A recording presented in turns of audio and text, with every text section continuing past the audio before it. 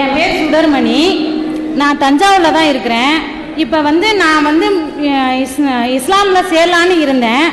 அதை எங்கள் வீட்டில் யாருமே அனுமதிக்கலை. இல்லை நான் இப்போ இஸ்லாமில் நான் மாறலைனாலும் அதைப்படி நான் கடைம்பிடிக்கலாமா, இல்லை என்னுடைய குழந்தைங்களும் பிறந்த பிற்பாடு அதில் இஸ்லாமில் சேர்த்து விடலாமா? அதான் ஃபஸ்ட்டு என்னுடைய கேள்வி. அதான் இஸ்லாம்ங்கிற மார்க்கத்தை ஒருவர் ஏற்றுக்கொள்ள விரும்பினால் அவங்க குடும்பத்தில் பெரும்பாலும் ஏற்றுக்கொள்ள மாட்டார்கள். இது பொதுவாகவே எல்லா மதங்களையும் நடக்கக்கூடியதுதான். ஒரு மதத்தில் இருந்துட்டு வேற ஒரு மதத்துக்கு போகும் பொழுது குடும்பத்தில் உள்ளவங்க சொந்த பந்தங்கள் எல்லாம் எதிர்ப்பு தெரிவிப்பார்கள். பெண்களாக இருந்தால் அது கூடுதலாக அந்த எதிர்ப்புகளை சந்திக்க வேண்டி வரும். அவங்க இஸ்லாத்தை ஏற்றுக்கொள்ள விரும்புகிறாங்க, ஆனால் குடும்பத்தார் எதுவுமே அதை ஒத்துக்கிறல. அப்போ நான் எப்படி அதை கடைப்பிடிக்கலாமான்னு கேட்குறாங்க. முதல்ல இஸ்லாம்ங்கிறத நீங்கள் இரண்டு விதமாக புரிந்து கொள்ள வேண்டும். ஒன்று வெளிப்படையாக உலகத்தில் முஸ்லீம் என்று டிக்ளேர் பண்ணிவிட்டு வாழ்வது ஒரு வகை, அது ஒரு வகை. இன்னொரு வகை என்னவென்று சொன்னால், டிக்ளேர் பண்ண முடியாத நிலை இருந்தால் மனதளவில் இந்த கொள்கை தான் சரி என்று ஏற்றுக்கொண்டு மனதளவில் தன்னளவில் கடைபிடிப்பதும் ஒரு முறை இருக்கிறது. இது எப்போ என்று கேட்டால், நபிகள் நாயகம் அவர்கள் மக்காவில் ஆரம்ப காலத்தில் இஸ்லாத்தை பிரச்சாரம் செய்யும் பொழுது அவங்கள பிரச்சாரம் செய்ய விடலை. ஏன்னா அவங்க அந்த வேர்லே கையை வைக்கிறாங்க. அது நாங்கள் உயர்ந்தவர்கள், நாங்கள் உயர்குலம்னு சொல்கிறாங்க இல்லையா, அதுக்கே ஒரு ஆப்படிக்கக்கூடிய வகையில் அவங்களுடைய பிரச்சாரம் இருந்ததுனால அவங்கள பேச விடலை, ரொம்ப துன்பப்படுத்தினாங்க, பிரச்சாரம் செய்ய விடலை. ஒருவர் இஸ்லாத்தை ஏற்றுக்கொண்டார்னு சொன்னால் அதுக்காக வேண்டி அவரை சுடுமணலில் போட்டு சித்திரவதை செய்வார்கள், பாறாங்கல்லத்துக்கு நெஞ்சில் வைப்பார்கள். இப்படியெல்லாம் கொடுமைப்படுத்துறதை பார்த்த பிறகு நபிகள் நாயகம் காலத்தில் சில பேர் வெளிப்படையாக சொல்லி அந்த துன்பங்களை சகித்து கொண்டார்கள்.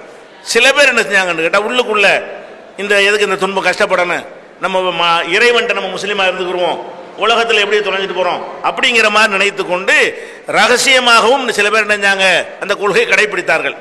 அப்போ இஸ்லாம்ங்கிறது இறைவனுடைய மார்க்கம் என்று நம்ம நம்புகிற காரணத்தினால இறைவன் உள்ளத்தை தான் பார்ப்பான், வெளித்தோற்றத்தை கடவுள் பார்க்க போகிறது இல்லை. அப்போ வெளித்தோற்றத்தில் நம்ம ஒரு நிர்பந்தம் நெருக்கடிக்காக வேண்டி சில விஷயங்களை வெளிப்படுத்தாமல் இருந்தோமே, ஆனால் இதுக்குத்தான் இவன் வெளிப்படுத்தாமல் இருக்கிறான் என்பதை அறிந்தவன் தான் கடவுள். உலகத்துடைய பேப்பரை வச்சுக்கிட்டு முடிவு எடுக்கிறவன் கடவுள் கிடையாது. என்ன சர்டிஃபிகேட் வச்சுக்கிற முஸ்லீம்ங்கிறதுக்கு அப்படின்னு கடவுள் கேட்க மாட்டான். உலகத்தில் ஏதாவது இடஒதுக்கீடு ஏதாவது ஒரு பிரச்சனைனா சர்டிஃபிகேட் என்னன்னு கேட்பாங்க. மறுமையில் இறைவனுடைய சன்னிதானத்தில் நம்ம நிறுத்தப்படும் பொழுது அங்கே இறைவன் எதை பார்ப்பான், உங்கள் மனசில் கரெக்டாக நம்பினீங்களான்னு பார்ப்பான். அதனால வெளிப்படையாக அதை சொல்ல முடிந்தவர்கள் வெளிப்படையாக சொல்லுங்க, முடியலையா இது கரெக்டான கொள்கையாக இருக்கா, சரி அதுக்குரிய காலம் கணியட்டும் என்று சொல்லி தன்னளவில் செயல்பட்டு கொண்டார்களே, ஆனால் அவர்களும் இறைவன்ட முஸ்லீம் தான். அவங்களுடைய தொழுகை போக்குவரத்து பெயர்களை மாற்றி கொள்ளாவிட்டாலும் சரி, அவங்களுடைய பழைய முறைப்படி இருந்து கொண்டாலும் சரி, அவங்க யாரும் அறியாத வகையில் அவங்க முஸ்லீமாக இருப்பார்களே ஆனால் வாழ்ந்தார்களே ஆனால் அது இறைவனால் ஏற்றுக்கொள்ளப்படும். குர்ஆன்ல இப்படி ஒரு வசனம் இருக்குது, யார் ஒருத்தர் நிர்பந்தத்திற்கு உள்ளாகி இறை மறுப்பை மொழிந்து விட்டாரோ அவர் மீது குற்றமில்லை. அப்போ எல்லாமே மனிதன் சக்திக்கு உட்பட்ட இது மார்க்கம்.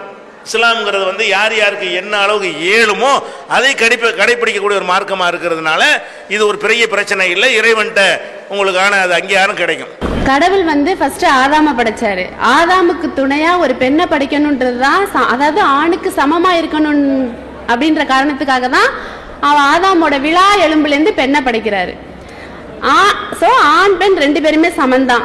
அப்படி இருக்கும்போது நீங்க ஆண்கள் மட்டும்தான் மசூதிக்கு போறீங்க, பெண்கள் ஏன் போறதில்ல? அவங்க ஃபுல்லா கவர் பண்ணிக்கிறாங்க, பொட்டு வைக்கிறது இல்லை. நீங்க மசூதிக்கு ஆண்கள் மட்டும் ஏன் போறீங்கன்றதை தெரிஞ்சுக்கணும். மசூதியில என்ன உருவத்தை வச்சு வழிபடுறீங்க அதுவும் தெரிஞ்சுக்கணும். அவங்க மசூதியை ஒட்டி கேட்குறாங்க, 2 in 1 2 கேள்வி ஒரு கேள்வி மாதிரி கேட்டாங்க. சரி பரவாயில்ல. சரி, அதாவது ஆணு பெண்ணு சமம்னு சொல்வதற்கு தான் கடவுள் அப்படி படைச்சிருக்காருங்கும் போது நீங்கள் ஆண்கள் மட்டும் பள்ளிவாசலுக்கு போகிறீங்க, பெண்கள் ஏன் பள்ளிவாசலுக்கு வர்றதில்லை என்று கேட்குறாங்க. இதில் இது 2 விஷயத்தை நான் சொல்ல வேண்டியிருக்கு. ஆணும் பெண்ணும் சமம்ங்கிறது இருக்கு இல்லையா, அது அப்படி ஒட்டாமுதாக சொல்லக்கூடாது. சில விஷயங்களில் பெண்களே மேலானவங்களாக இருப்பாங்க, சில விஷயங்களில் ஆண்கள் மேலானவங்களாக இருப்பாங்க, சில விஷயங்கள் சமமாக இருப்பாங்க. சில விஷயங்களில் ஒரு குழந்தைய வளர்க்குறது, பொறுப்பாக இருக்கிறது, பொறுமைக்கெல்லாம் ஒரு தாய்க்கு நிகராக தாப்பம் வரவே முடியாது. அதனால் நபிகள் நாயகத்தில் கேட்கும்போது உனக்கு யார் அதிகமாக நான் கடன் பட்டிருக்கிறேங்கும் போது தாயும்பாங்க. அடுத்தபடியா யாருன்னு கேட்பாரு, அடுத்து இந்த தாய் தான்பாங்க. அடுத்து யாருன்னு மூணாவது கேட்பாரு, அடுத்து இந்த தாய் தான்பாங்க. அதுக்கு அடுத்து யாருன்னு கேட்பாங்க, உன் தந்தையும்பாங்க. அப்ப 3 ஸ்டேஜுக்கு கீழே தான் ஆம்பளை உன்ன வைக்கிறாங்க. ஏன்னு கேட்டா அந்த ஒரு பிள்ளை ஒரு தாய்க்கு கடன்பட்ட அளவுக்கு தகப்பனுக்கு கடன்படலைன்னு பார்த்தீங்கன்னா இது எங்கேயோ போயிடுச்சு. பெண்கள் மேலே நிற்கிறாங்க. அப்படியான விஷயங்கள் இருக்குது. அதே நேரத்தில் முரட்டுத்தனமான வேலைகள், மூட்டை தூக்குற வேலைக்கு உங்களை அனுப்ப முடியுமா? சீட்டில் உட்காந்து கம்ப்யூட்டரில் உட்காந்து அடிக்கிற வேலைக்கு விடலாம். லோடு அடிக்கிறது, சைக்கிள் லோடு அடிக்கிறவங்களை அனுப்புனா சரியா ஒரு பெண்ணை அனுப்பலாமா? அப்போ அந்த உடல் ரீதியான பிசிக்கலாக உள்ள சில கடின வேலைகளுக்கெல்லாம், போர் போடுறது, இந்த மாதிரி கடின வேலைகள் செய்வதற்கெல்லாம் களை எடுக்கிறதுக்கு பெண்களை விடுவாங்களே தவிர ஏறு ஓட்டுறதுக்கு விட மாட்டாங்க. அழுத்திட்டு தள்ள முடியாது. அந்த உடல் ரீதியாக அந்த மாதிரியான விஷயங்கள்லாம் இருக்குது. அது பொதுவாக அப்படி சொல்லாமல் எதில் யார் உயர்வாக இருக்கிறாங்களோ, பெண்களுக்கு உயர்வு இருந்தால் அந்த உயர்வை மதிச்சுக்கிறேன்னு, ஆண்களுக்கு உயர்வு இருக்குது, ஆண்களை பெண்கள் மதிக்கணும், சமமாக இருக்குல்ல சமமாக இருந்துக்கணும், இப்படி 3ஆ பிரிச்சுக்கணும் வைங்களேன். அது அடிப்படை விஷயம். டாபிக் என்னன்னு கேட்டால் என் பள்ளிவாசலுக்கு வர்றது இல்லைங்கிறது. இறைவனை வழிபடுற விஷயத்தை பொறுத்த வரைக்கும் ஆண்களுக்கு இருக்கிற மாதிரியான கடமை பெண்களுக்கு இருக்கிறது. இது பெண்கள் பள்ளிக்கு வரல என்பது நம்ம நாட்டில் உள்ள அமைப்பு பார்த்து நீங்கள் கேட்குறீங்க. வேற நாட்டில் இருக்குது, இஸ்லாத்தில் இருக்குது. நபிகள் நாயகம் காலத்தில் பெண்கள் பள்ளிவாசலுக்கு வருவாங்க. எந்த அளவுக்குலாம் வருவாங்க? நபிகள் நாயகம் சொல்லுவாங்க, நான் நீண்ட நேரம் தொழலாம் என்று, தொழுகை நடத்தலாம் என்று நிற்பேன். குழந்தையுடைய அழுகுரல் என கேட்கும். அப்போ அந்த தாயுடைய மனசு சஞ்சலப்படுமே என்பதற்காக சீக்கிரம் முடிச்சிருவேன். அப்போ குழந்தையை தூக்கிலாம் பெண்கள் வந்திருக்கிறாங்க பள்ளிவாசலுக்கு. பள்ளிவாசலில் ஆண்கள் பெண்களே வருவாங்க. என்னன்னு கேட்டால் முன் வரிசைகள் ஆண்களுக்கும் பின் வரிசை பெண்களுக்குன்னு ஒதுக்கப்பட்டிருக்கும் ஒரே பள்ளிவாசல் தான். அந்த பள்ளிவாசலுக்கு பெண்கள் நபிகள் நாயகத்தில் வந்தாங்க, தடுக்கக்கூடாதுன்னு சொன்னாங்க. இன்றைக்கும் சவுதி அரேபியாவில், மலேசியாவிலாம் பார்த்தீங்கன்னா பெண்கள் பள்ளிவாசலுக்கு தொழுகைக்கு வர்றாங்க. ஒரு சின்ன வித்தியாசம் என்னன்னு கேட்டால், ஆண்களுக்கு கட்டாய கடமை பள்ளிவாசலுக்கு வருவது, பெண்களுக்கு அனுமதி. ஏன்னு அந்த கடமையாக அவங்களுக்கு சிரமமாக போயிடும். குழந்தையை வைத்துக்கொண்டு அந்த சிரமத்துக்காக வேண்டி கூடுதல் சுமையாக போயிடக்கூடாதுங்கிறதுக்காக வேண்டி பெண்கள் விரும்பினால் பள்ளிக்கு வரலாம், விரும்பினால் வீட்டில் தொழுது கொள்ளலாம். ஆண்கள் கம்பல்சரியாக என்ன செய்யணும், பள்ளிவாசலுக்கு வரணும் என்று சட்டம் போட்டிருக்கு. அப்போ இந்த ஒரு காரணத்தினால தான் அந்த பெண்களுக்கு நம்ம மார்க் அனுமதிக்கிறது. இன்னும் சொல்ல போனால் எங்களுடைய நிர்வாகத்தில், தமிழ்நாடு தௌஹீத் ஜமாத் நிர்வாகத்தில் 600 பள்ளிவாசல் இருக்குது. தமிழ்நாடு முழுவதும் 600 பள்ளிவாசல் எங்களுடைய நேரடி கண்ட்ரோலில் இருக்குது. எல்லாத்துக்கும் பெண்கள் வர்றாங்க. எங்கள் கண்ட்ரோலில் இருக்கிற 600 பள்ளிவாசலுக்கும் வெள்ளிக்கிழமைக்கு வருவார்கள், மற்ற குறைவாக வருவார்கள். நம்ம அனுமதி தான் கொடுத்துருக்குறோம். 100 ஆண்கள் வந்தாங்கன்னா 3 பெண்கள் வருவாங்க. அவங்களுடைய வேலை நமக்கே விளங்குறது, அவங்க அனைவருக்கும் சாத்தியப்படலை என்பது விளங்குகிறது. அந்த மாதிரியான ஒரு அடிப்படையில் மார்க்கத்தில் இருக்கிறது, நடைமுறையில் என்ன செய்யலை, அவங்க கொடுக்காம இருக்கிறாங்க. அது நாங்கள் நிறைய விஷயங்கள் தப்பு செய்கிற மாதிரி இதுலேயும் எங்கள் மக்கள் தப்பு செய்கிறாங்க. நான் விளக்கிக்கிட்டு இருக்கிறோம், மாற்றிக்கிட்டு வர்றோம், பிரச்சாரம் பண்ணிக்கிட்டு இருக்கிறோம். அது ஒரு விஷயமாயிடுச்சு. பெண்களுக்கு அனுமதி இருக்குது. இப்போ எங்கள் மார்க்கு தஞ்சாவூரில் இருக்குது, எங்களுடைய பள்ளிவாசல் இருக்குது. நீங்கள் எங்கள் பள்ளிக்கு பெண்கள் தொழுவது நீங்கள் பார்க்கலாம். வெள்ளிக்கிழமை வந்தீங்கன்னா என்ன செய்வாங்க, அவங்க பள்ளிவாசலுக்கு வருவாங்க. அடுத்து மசூதியில் எதை வச்சு வணங்குறீங்க அப்படின்னு கேட்குறாங்க. மசூதி என்பதை பொறுத்த வரைக்கும் அது கடவுளுடைய இடம் கிடையாது, கடவுள் குடியிருக்கிற இடம் கிடையாது. அது ஒரு சுத்தமான இடம். நபிகள் நாயகம் சொன்னாங்க, எனக்கு பூமி முழுவதும் தொழுமிடமாக ஆக்கப்பட்டிருக்கு, இங்கே கூட தொழுவலாம், எங்கே வேணாலும் தொழுவலாம். தொழுவதற்கு ஒன்று இருக்கணும் முன்னாடி அப்படிங்கிறது கிடையாது. மசூதி என்றால் என்னன்னு கேட்டிங்கன்னா, சுத்தமாக ஒரு இடமா இருக்கும். சுத்தம் பண்ணுவதற்கு தண்ணி வசதிலாம் செஞ்சுருப்பாங்க. பள்ளிவாசல் நுழையிறதுக்கு முன்னாடியே ஒவ்வொரு நாளைக்கும் 5 முறை கைகால் முகத்தை எல்லாம் கழுவிட்டு, பாத்ரூம்லாம் போயிட்டு கைகால் முகத்தை கழுவிட்டு தான் என்ன செய்வாங்க, பள்ளிவாசலுக்குள்ளே வருவாங்க. எந்த பள்ளிவாசலுக்கு போனாலும் சும்மா உள்ளே போயிட முடியாது. அனைவருமே என்ன செய்யணும், தொழுகைக்கு போகும் பொழுது கைகால் முகத்தை கழுவுவதற்கு பைப்புகளும் அல்லது அகலில் குளம் மாதிரி கட்டி தண்ணீரை வைத்திருப்பார்கள். அதில் தண்ணி எடுத்து சுத்தம் பண்ணிட்டு போவாங்க. போனால் சுத்தமான இடமா இருக்கும். அது காபாங்கிற மக்காவில் இருக்கிற காபா ஆலயம் இருக்கு இல்லையா, அந்த டைரக்ஷனில் இருக்கும். எந்த பக்கம் அந்த காபாங்கிற ஆலயம் மக்காவில் இருக்குதோ அதை நோக்கிற மாதிரி இல்லை, அதுக்கு நேர கோடு கழிச்சு போனால் அங்கே போய் முடியும். அந்த டைரக்ஷனில் எல்லா பள்ளிவாசலும் என்ன செய்யப்பட்டிருக்கு, கட்டப்பட்டிருக்கு. வெறும் செவர் தான் இருக்கும். அது குறுக்க யாரும் போகக்கூடாதுங்கிறதுக்காக வேண்டியும் ஒரு எல்லைண்டு வகுக்கணுங்கிறதுக்காக வேண்டி 4 பக்கம் உள்ள செவர் மாதிரி தான் ஃப்ரண்டில் உள்ள செவரும் இருக்கும். முன்னாடி உள்ள செவருக்குன்னு ஒரு பெரிய வித்தியாசம்லாம் கிடையாது. அதில் ஒரு படி மாதிரி மேடை ஒன்று வச்சுருப்பாங்க. அது எதுக்குன்னு கேட்டால், வெள்ளிக்கிழமைக்கு ஒரு உரை நிகழ்த்துவாங்க, சொற்பொழிவு. அது உயரமான இடத்துல நிற்கணுங்கிறதுக்காக வேண்டி அந்த சொற்பொழிவு நிகழ்த்துறவர் ஏறி நின்று, உயரமாக இருந்தால் தானே எல்லோரும் பார்க்க முடியும். இப்போ நீங்கள் கீழே உட்காந்துருக்கிறீங்க, இது கொஞ்சம் வசதி போட்டிருக்கிறாங்க. எதுக்காக வசதி போட்டிருக்காங்கன்னா அப்போ தான் தெரியும். அது லாஸ்ட்டில் உள்ள வரைக்கும் தெரிகிறதா இருந்தால் இது கொஞ்சம் உயரம் ஹைட்டாக தான் இருக்கணும். அந்த மாதிரியான நோக்கத்திற்காக வேண்டி ஒரு படி ஒன்று இருக்கும், 3 படி ஏறி 3வது படியில் நின்று அது உரை நிகழ்த்திட்டு இறங்கிடுவார். வேற ஒன்றுமே இருக்காது, மசூதியில் ஒன்றுமே இருக்காது. அப்போ மசூதி என்பது என்னன்னு கேட்டால், மனசால் இறைவனை நினைத்து, மசூதியில் இறைவன் இருக்கிறான்னு நினைக்கக்கூடாது. மசூதியிலாம் இறைவன் கிடையாது, இறைவன் அவனுக்கே ஒரு இடத்துல இருந்து கொண்டிருக்கிறான், நம்மளெல்லாம் கண்காணித்து கொண்டிருக்கிறான். அப்போ மசூதி என்பது ஒரு சுத்தமான ஒரு இடம், அந்த சுத்தமான இடத்தில் போய் தொழ வேண்டும். யூனிஃபார்ம் எதுக்கு கூட்டமாக சேர்றோம்னு கேட்டால், அந்த நான் ஏற்கனவே சொன்னதுக்காக வேண்டி சகோதரத்துவம், இணைந்து நிற்கிறது, ஒருத்தர் அறிமுகமாகிக் கொள்வது, ஒருத்தர் விசாரித்துக் கொள்வது, என்ன சாப்பிட்டீங்களா, என்ன இருக்கு, அந்த மாதிரியான விஷயங்களுக்கெல்லாம் அது உதவுகிறது. அதுக்காக வேண்டிதான் இந்த பள்ளிவாசலுக்கு போகிறோமே தவிர எதையும் பார்த்து விட்டு முன்னாடி எதையும் வச்சு அப்படிலாம் கிடையாது. சில பேர் சொல்லுவாங்க, முன்னாடி என்னமா இருந்தால் தானே ஓர்மைப்பட முடியும். ஒரு ஓர்மை வரணும்ல, ஒரு ஈடுபாடு தொழுகையில் வரணும் என்றால் ஏதாவது ஒன்று வேணுமே, அதெல்லாம் கிடையாது. எந்த ஒன்றும் இல்லாமல் எங்களுக்கு ஓர்மை வரும். பள்ளிவாசல தொழுகையில் கையை கட்டி நின்ட்டோம்னு சொன்னால் இடிச்சாலும் நாங்கள் திரும்பி பார்க்க மாட்டோம். பெரிய கூச்சல் குழப்பம் இருக்கும், நாங்கள் திரும்பியே பார்க்க மாட்டோம் தொழுகையை முடிக்கிற வரைக்கும். பாம்பு தேல் வந்தால் அடிக்கிறக்கா கையை கட்டிட்டு விட்டுட்டு செய்யலாம், அடிச்சுக்கலான் இருக்கே தவிர எந்த ஒரு சலசலப்புக்காக வேண்டி நாங்கள் கவனம் திருப்ப மாட்டோம். ஒரே மாதிரி நிற்போம், குனின்னு சொன்னோன்னு குனிவோம், நிமிர்னு அல்லாஹுக்கு பெருமாங்க குனிஞ்சிருவோம், எல்லாரும் ஒரே நேரத்தில் குனிவாங்க, நிமிர். அந்த யூனிஃபார்மாக ஒரு இராணுவம் எடுக்கு மாதிரி நடக்கும், அவ்வளோதானே தவிர அங்கே இறைவன்லாம் கிடையாது, சுத்தமான இடம் ஒன்றுமே இருக்காது பள்ளிவாசலில். எதையும் இதை கூட பள்ளிவாசல் விலை கொடுத்து வாங்கிட்டோம்னா இதை கூட பள்ளிவாசல் ஆக்கிக்கலாம். பள்ளிவாசலுங்கிறது ஒரு கட்டணம், அவ்வளோதானே தவிர அது அதில் கடவுளுக்குன்னு ஒரு பிரதிஷ்டை செய்வது, அதுக்குன்னு தனியாக பூஜை செய்வது, பள்ளிவாசல் ஆக்குறதுக்குன்னு சில சடங்கு, அதெல்லாம் ஒன்றும் கிடையாது.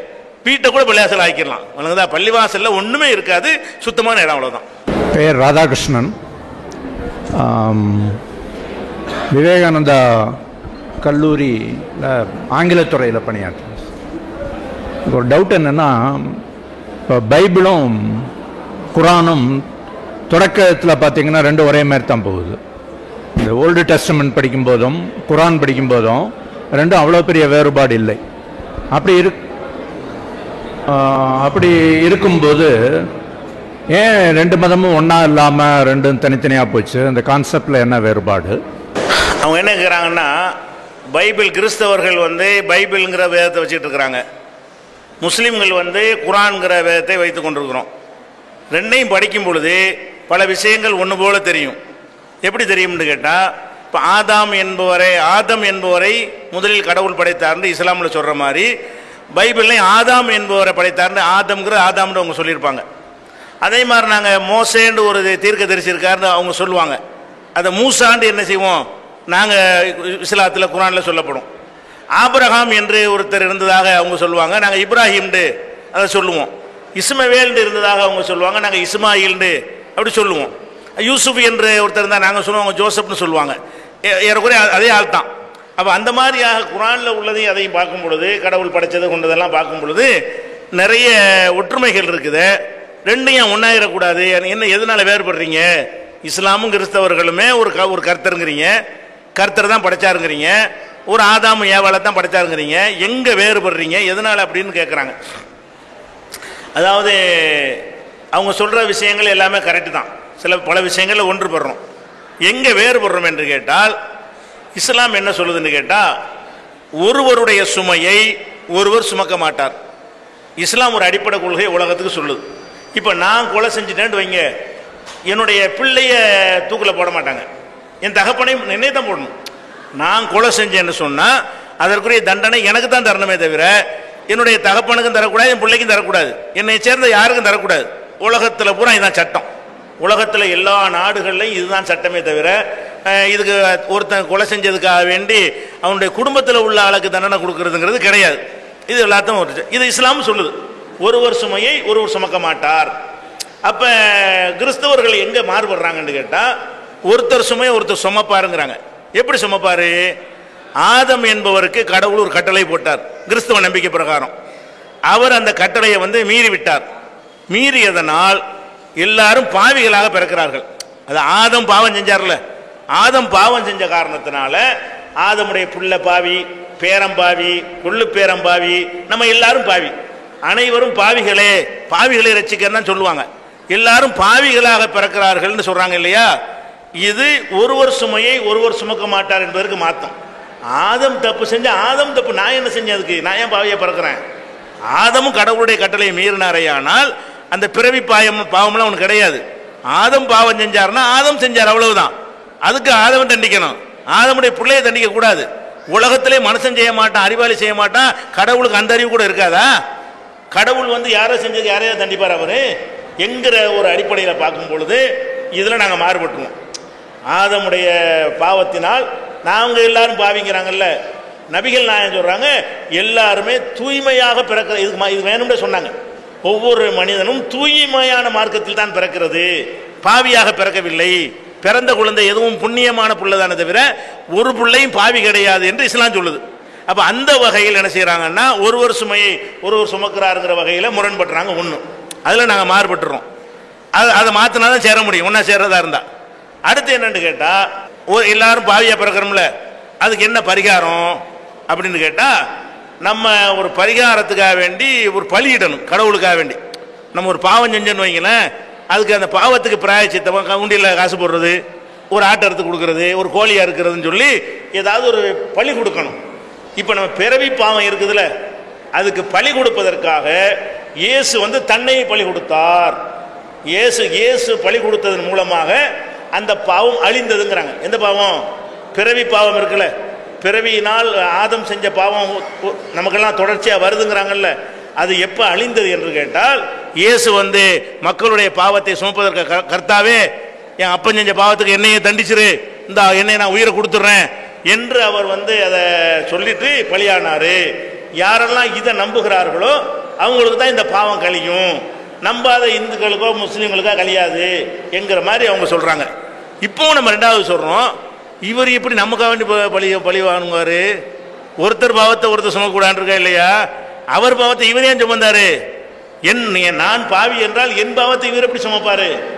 அப்படிங்கிற வகையில் பார்க்கும்போது அதுலயும் என்ன செய்யறாங்க, முரண்படுறாங்க. அடுத்து என்னன்னு கேட்டீங்கன்னா, இந்த பைபிள் இருக்குல்ல, பைபிளில் ரெண்டு விஷயம் இருக்குது.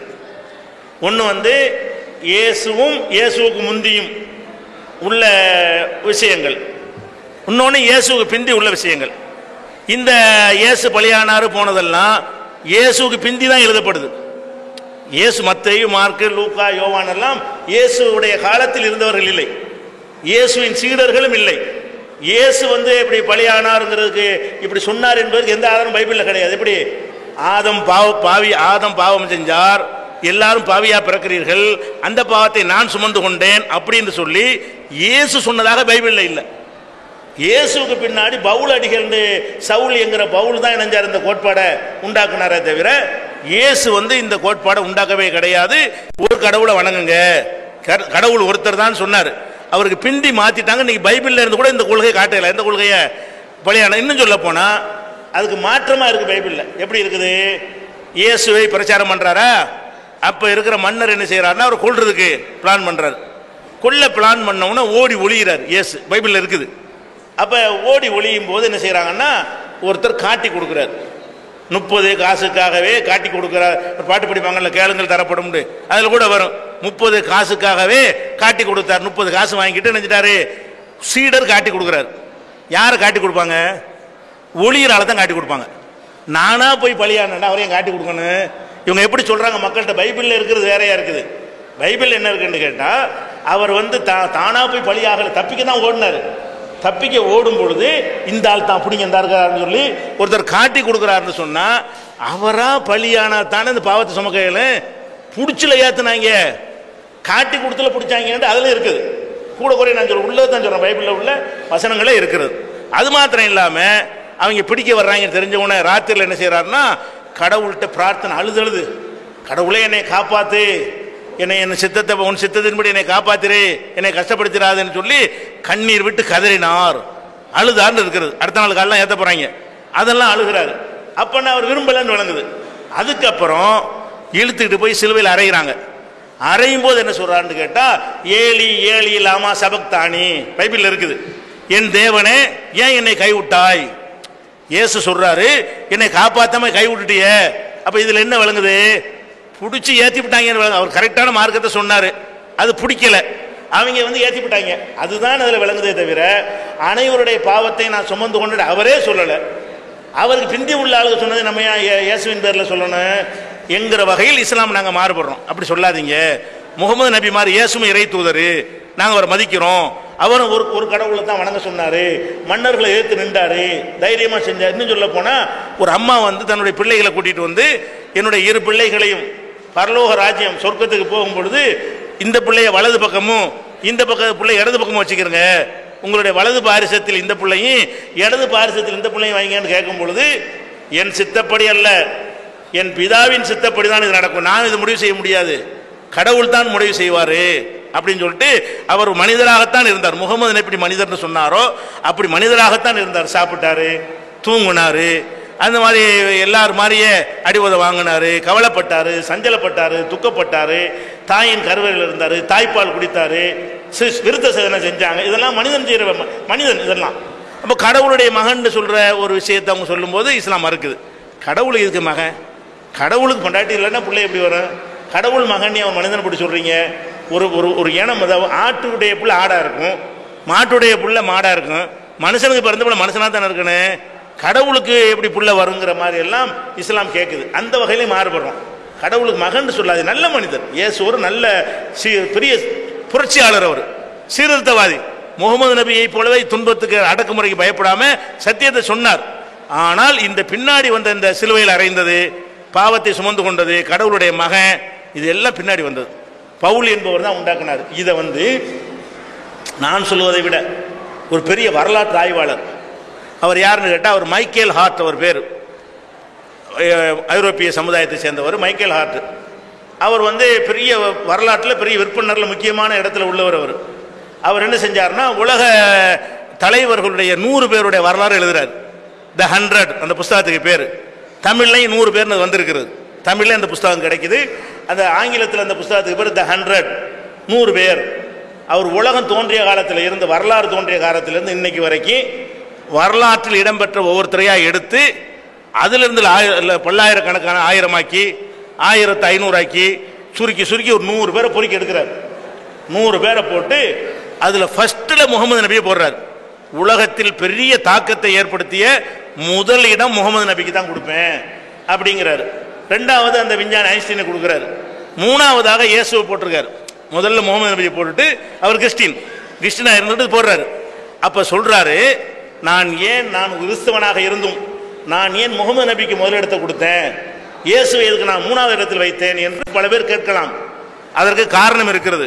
என்ன காரணம் என்றால், இயேசுவின் பெயரால் சொல்லப்படுற இப்ப உள்ள எந்த கொள்கைக்கும் இயேசுவுக்கு சம்பந்தம் இல்லை. அவர் சொல்றாரு, பின்னாடி உள்ளவர்கள் உருவாக்கி இயேசுவின் பெயரில் சொன்னார்கள், முகமதுவின் பெயரால் சொல்றப்படுற அனைத்துக்கும் அவரே சொந்தக்காரர். முகமதின் பெயரால் நாங்கள் என்ன சொல்றோமோ அது முகமது தான் சொன்னார். அப்ப முகமது தான் தாக்கத்தில் பங்காளி. இயேசுடைய இந்த கடவுள் பிள்ளை இதெல்லாம் இயேசுக்கு பங்கே இல்லை, அது பவுலுக்கு தான் சேர வேண்டும் என்ற காரணத்தினால் தான் என்னால் அதை முதலிடம் கொடுக்க முடியவில்லை, நான் 3வது இடத்தில் கொண்டு அவர் வைக்கிறேன் அப்படின்னு சொல்றாரு. இது ஆய்வாளர்களுடைய முடிவு. அதனால வந்து இயேசுடைய காலத்தில் வந்து இந்த கொள்கைலாம் இருக்கவே இல்லை. இயேசு வாழ்ந்த காலத்தில் நான் கடவுள் மகன் என்றோ, அதில் வந்து நான் பாவத்தை சுமக்க வந்தேன் என்றோ, நானும் உங்களை என்ன வேண்டாலும் செய்வேன், கடவுள் மாதிரி என்ன என்று கேளுங்க என்றோ அதெல்லாம் சொல்லவே இல்லை. அவர் ஒரு இறைவனை வணங்குங்க, முகமது நபி எப்படி சொன்னாரோ, ஆபிரகாம் எப்படி சொன்னாரோ, ஆதாம் எப்படி சொன்னாரோ அப்படித்தான் இயேசுவும் சொன்னாருன்னு நாங்கள் நம்புறோம். இந்த அடிப்படை வேறுபடும் பொழுது எப்படி ஒன்றாகிறது? அந்த ஒன்று வந்து அந்த அடிப்படை நாங்கள் ஒத்துக்கிற முடியாது, இந்த அடிப்படை அவங்க ஒத்துக்கிற மாட்டாங்கன்னா ஒன்றாவது. அதான் காரணம். இன்னைக்கு முஸ்லீம் எண்ணிக்கை வந்து அதிகமாக இருக்கு. பாப்புலேஷன் சர்வே பார்க்கும்போது கிறிஸ்டியன்ஸோட அதிகமாக இருக்குன்னு சொல்றாங்க சார். அதுக்கு ஒரு சில பேர் என்ன பேசுறாங்க அப்படின்னா, முஸ்லிம்ஸ் வந்து குடும்பம் குழந்தைகள் நிறைய இருக்கிறதுனால, பெற்றுக்கொள்வதனால அவங்க எண்ணிக்கை கூடுது அப்படிங்கிற ஒரு பரவலான கருத்து. முஸ்லீம்கள் ஜாஸ்தி ஆகிட்டு போயிட்டு இருக்கிறீங்களே அப்படின்னு கேட்குறாங்க. அது எதனால கேட்குறாங்கன்னு கேட்டால், முந்தா நாள் ஒரு புள்ளி வரம் பார்த்து, அந்த புள்ளி வரத்தை வச்சு தான் கேட்குறேன்னு நினைக்கிறேன். முந்தா நாள் வெளியிட்டிருக்கிறாங்க சென்ட்ரல் கவர்மெண்ட்லேருந்து. ஒரு முஸ்லீம்கள் எந்த அளவுக்கு வளர்ச்சி அடைஞ்சிருக்கிறாங்கன்னு கேட்டால், 24% முஸ்லீம்கள் அதிகரித்து விட்டார்கள் அப்படின்னு அந்த புள்ளி விவரத்தில் போடுறான்.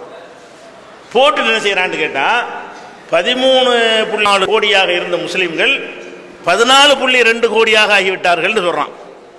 இது 24%. 0.5% 1% கூடியிருக்கிறார்கள். இந்த தகவலையும் போட்டுட்டு தலைப்பு எப்படி கொடுக்குறான்னு கேட்டால், 24% அதிகமாயிட்டார்கள். அப்போ 100 கோடியாக இருந்து 125 ஆனால் தான் 24% சொல்லணும்.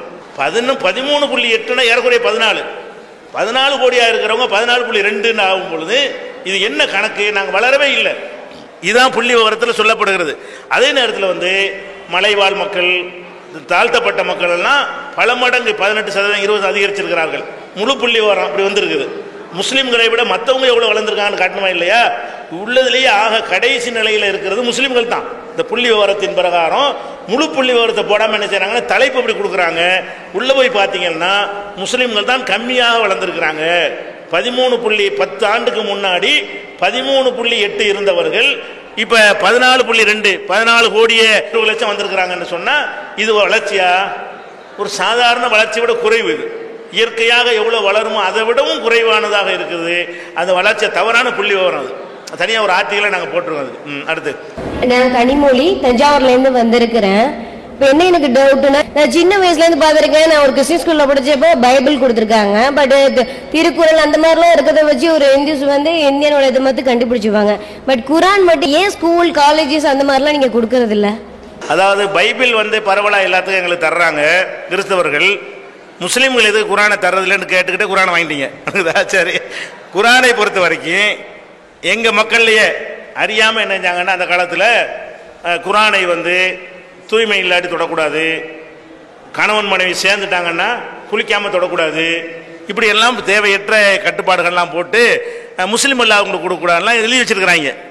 அது தவறு. குரானில் வந்து மக்களுக்கு ஹுதன் நாஸ், மனித குலத்திற்கு வழிகாட்டி என்றுதான் குரானில் சொல்லப்பட்டிருக்கிறது. முஸ்லீமுக்கு வழிகாட்டின்னு சொல்லப்படலை. எல்லா மனிதனும் படித்து அதில் உள்ள நல்ல விஷயங்கள் எடுத்துக்கொள்ளணும் என்பதுதான் குரானுடைய நோக்கம். அது விளங்காமல் இருந்த காரணத்தினால எந்த அளவுக்கு ஆயிடுச்சுன்னு சொன்னால், இப்போ குரான் வந்து 1400 வருஷத்துக்கு மேலே ஆயிடுச்சு. நபிகள் நாயகம் வந்து இப்போ இந்தியாவுக்கு இஸ்லாம் வந்து 1000 வருஷத்துக்கு மேலே ஆச்சு. 1000 ஆண்டுகளுக்கு முந்தி கட்டின பள்ளிவாசலாம் இந்தியாவில் இருக்கிறது. கேரளா பக்கம் போனீங்கன்னா 1000 வருஷத்துக்கு முந்தி கட்டப்பட்ட பள்ளிவாசல் இங்கே இருக்குமையானால் முஸ்லீம்கள் அப்போ வந்துட்டாங்கன்னு அர்த்தம். அப்போ 1000 வருஷமாக முஸ்லீம்கள் வந்து இந்த நாட்டில் இருக்கிறாங்க. ஆனால் குரான் தமிழாக இருக்குல்ல, அது எப்போ வந்துச்சு? 50 வருஷம் தான் வருது. அப்போ 950 வருஷமாக முஸ்லீமாக இருக்கிறான் குரானை படிக்காமையே. 950 வருஷமாக முஸ்லீமுக்கு குரான் கிடைக்கலங்கிறேன். குரான் அரபியில் இருக்கு, என்ன சொல்ல அவனுக்கு தெரியாது. தமிழில் மொழிபெயர்த்து கொடுத்தாதானே தமிழ்காரனுக்கு வழங்கு. 50 வருஷத்துக்கு முன்னாடி தான் முதல்ல குரானை மொழிபெயர்க்கிறாங்க. ஏன்னு கேட்டால் இந்த பாஷையில் மொழிபெயர்க்க கூடாதுன்னு சொல்லி வச்சிருந்தாங்க. விளங்காம குரான் அரபி புனித பாஷை, புனித மொழி, தமிழ்லாம் புனிதமற்ற மொழின்னு கிறுக்கைங்க இருந்தாங்க. அதெல்லாம் உடைச்செறிஞ்சாச்சு. இப்போ அப்போ இந்த குரானை வந்து இப்போ பிற மதத்தை கொடுக்கக்கூடாது, பிற மொழியில் மொழிபெயர்க்கக்கூடாதுன்றலாம் ஒரு பிற்போக்கான சிந்தனை எங்கள் மக்கள்கிட்ட இருந்துச்சு. ஆனால் இஸ்லாம் வந்து அதை மறுக்கிற காரணத்தினால் நாங்கள் என்ன செஞ்சோம், குரானை பரவலாக கொண்டு செல்வதற்காக இப்போ கூட எடுத்துக்கிட்டிங்கன்னா வந்திருக்கிற முஸ்லீம் அல்லாத அனைவருக்கும் நீங்கள் வெளியில் குரான் வாங்கிட்டு போகலாம். கேள்வி கேட்குறவங்களுக்கு தான் நேரடியாக இப்போ தர்றோம். கேள்வி கேட்காம இருக்கவங்க இருப்பீங்க இல்லையா, உங்களுக்கு வேணும்னா வெளியில் ஸ்டால் இருக்கிறது, இலவசமாக நீங்கள் வாங்கிட்டு போகலாம். குரான் கொடுப்பதற்குரிய எல்லா ஏற்பாடும் செஞ்சுருக்கிறோம். அது எல்லா ஊர்லையும் செஞ்சுக்கிட்டு இருக்கிறோம். பரவலாக கிடைக்கும். இன்னும் அது வீரியப்படுத்தணும், கேட்டதுனால இன்னும் அதிகப்படுத்திக்கிறோம். பழைய ஏற்பாடு, புதிய ஏற்பாடு. பழைய ஏற்பாட்டின் காலத்திலே இந்த உலகமானது சிருஷ்டிக்கப்பட்டது உங்களுடைய வாக்குறுதியின்படி அல்லாஹ்வால் சிருஷ்டிக்கப்பட்டது. அதில் ஆணும் பெண்ணுமாக இருக்க வேண்டும் என்று ஆதாமும் ஏவாளும் ஏதேன் தோட்டத்திலே படைக்கப்பட்டார் என்று வேதம் கூறுகிறது. ஆனால் அவர்கள் அப்பொழுது பாவம் செய்யவில்லை, பலுகி பெருகவில்லை, அவர்கள் ஒரு மனிதர்களாக தங்களை உணரவில்லை என்று எங்கள் வேதம் சொல்கிறது. உங்கள் குரானிலும் சொல்லப்பட்டிருக்கும் என்று நினைக்கிறேன். ஆனால் அவர்களை பாவமான சாத்தான் பாம்பின் உருவத்திலே வந்து ஒரு கனியை புசிக்க வேண்டாம் என்று கர்த்தர் கட்டளையிட்டது. அதாவது அல்லாஹ் கட்டளையிட்டது. அவர்களை சுவைப்பதற்காக அதை சாப்பிட்டார்களானால் நீங்கள் அல்லாஹ்வை போல ஆகிவிடுவீர்கள், ஆகினால் அதை வேண்டாம் என்று சொல்கிறார் என்று அந்த பாவத்தை அவர்கள் பால் திருப்பி விடுகிறான். அதில் அவர்கள் மயங்கி விடுகிறார்கள். ஆகையினாலே அந்த கனியை புதுப்பிப்பதற்கு ஆணானவன் மறுக்கிறான். ஆனால் பெண்ணான ஏவாள் ஆதாமையும் மடைமாற்றம் செய்து அந்த கனியை புதுப்பித்த பிடித்ததினாலே பாவமானது அவர்கள் பற்றி கொள்கிறது. தினந்தோறும் சாயங்காலம் பார்க்க இந்த அல்லாஹ் அவரை பார்த்தபோது ஒளிந்து கொள்கிறார்கள். அது முதற்கொண்டு அவர்களுக்கு பாவமானது தெரிய வருகிறது. அதிலிருந்து தான் வேதம் ஆரம்பிக்கிறது எங்களுடைய வேதத்தின்படி. அதிலே அநேக தீர்க்கதரிசிகள், எசேக்கியேல், ஏசாயா என்ற பல தீர்க்கதரிசிகள் இயேசு கிறிஸ்துவனுடைய வருகையை பற்றி சொல்லியிருக்கிறார்கள். ஏற்கனவே சொல்லியிருக்கிறார்கள். தாவீது சொல்லியிருக்கிறார், எல்லாம் சொல்லியிருக்கிறார். ஐயா சொல்லி பைபிளை பற்றி நன்றாக சொல்லியிருக்கிறார். புதிய ஏற்பாட்டிலே என்னுடைய சந்தேகம் என்னவென்றால், ஐயா சொல்வது போல உலகமானது ஒரு ஆணும் பெண்ணும் சிருஷ்டிக்கப்பட்டு அவர்கள் மூலமாக இந்த சந்ததி வந்ததினாலே இது சகோதரர்கள் தான், அதற்கு பிறகு பழைய பெறுகிறேன் என்பதை நீங்கள் சொல்வதை நான் ஏற்றுக்கொள்கிறேன். ஆனால் பைபிளில் சொன்னது போல குர்ஆனிலும் இயேசுவே ஒரு நபியாக சிருஷ்டிக்கப்பட்டிருக்கிறது. இப்பொழுது மேலை நாடுகளே பாலஸ்தீனத்திலே லாசரஸ் பள்ளிவாசல் இருக்கிறது, லாசரஸ் சர்ச் இருக்கிறது. ஏனென்றால் இயேசு கிறிஸ்து சுகமாக்கின லாசரஸ் உயிரோடு எழுப்பினவர் இருக்கிறது. அதனால் இயேசு கிறிஸ்துவே சன் ஆஃப் காட் என்று நாங்கள் நினைக்கிறோம். அதாவது யெகோவாவே, அதாவது அல்லாவே மனித உருவத்திலே தேவனுடைய சித்தத்தினாலே ஒரு கன்னியாஸ்திரியமாக பிறந்து அவர் மூலமாக அற்புதங்கள் அடையாளங்கள் செய்யப்பட்டு மனிதனுடைய பாவத்திற்காக அவர் அடக்கம் பண்ணப்பட்டார், சிலுவை தொங்கப்பட்டு அடக்கம் பண்ணப்பட்டார். 3ஆம் நாள் உயிர் தெழுந்தார் என்ற கல்லறை இன்றும் இன்றைக்கு நீங்கள் மெக்கா மதீனா செல்வது போல அங்கே சாட்சியாக இருக்கிறது. அதை போய் பார்த்து வந்து கொண்டு இருக்கிறார்கள்.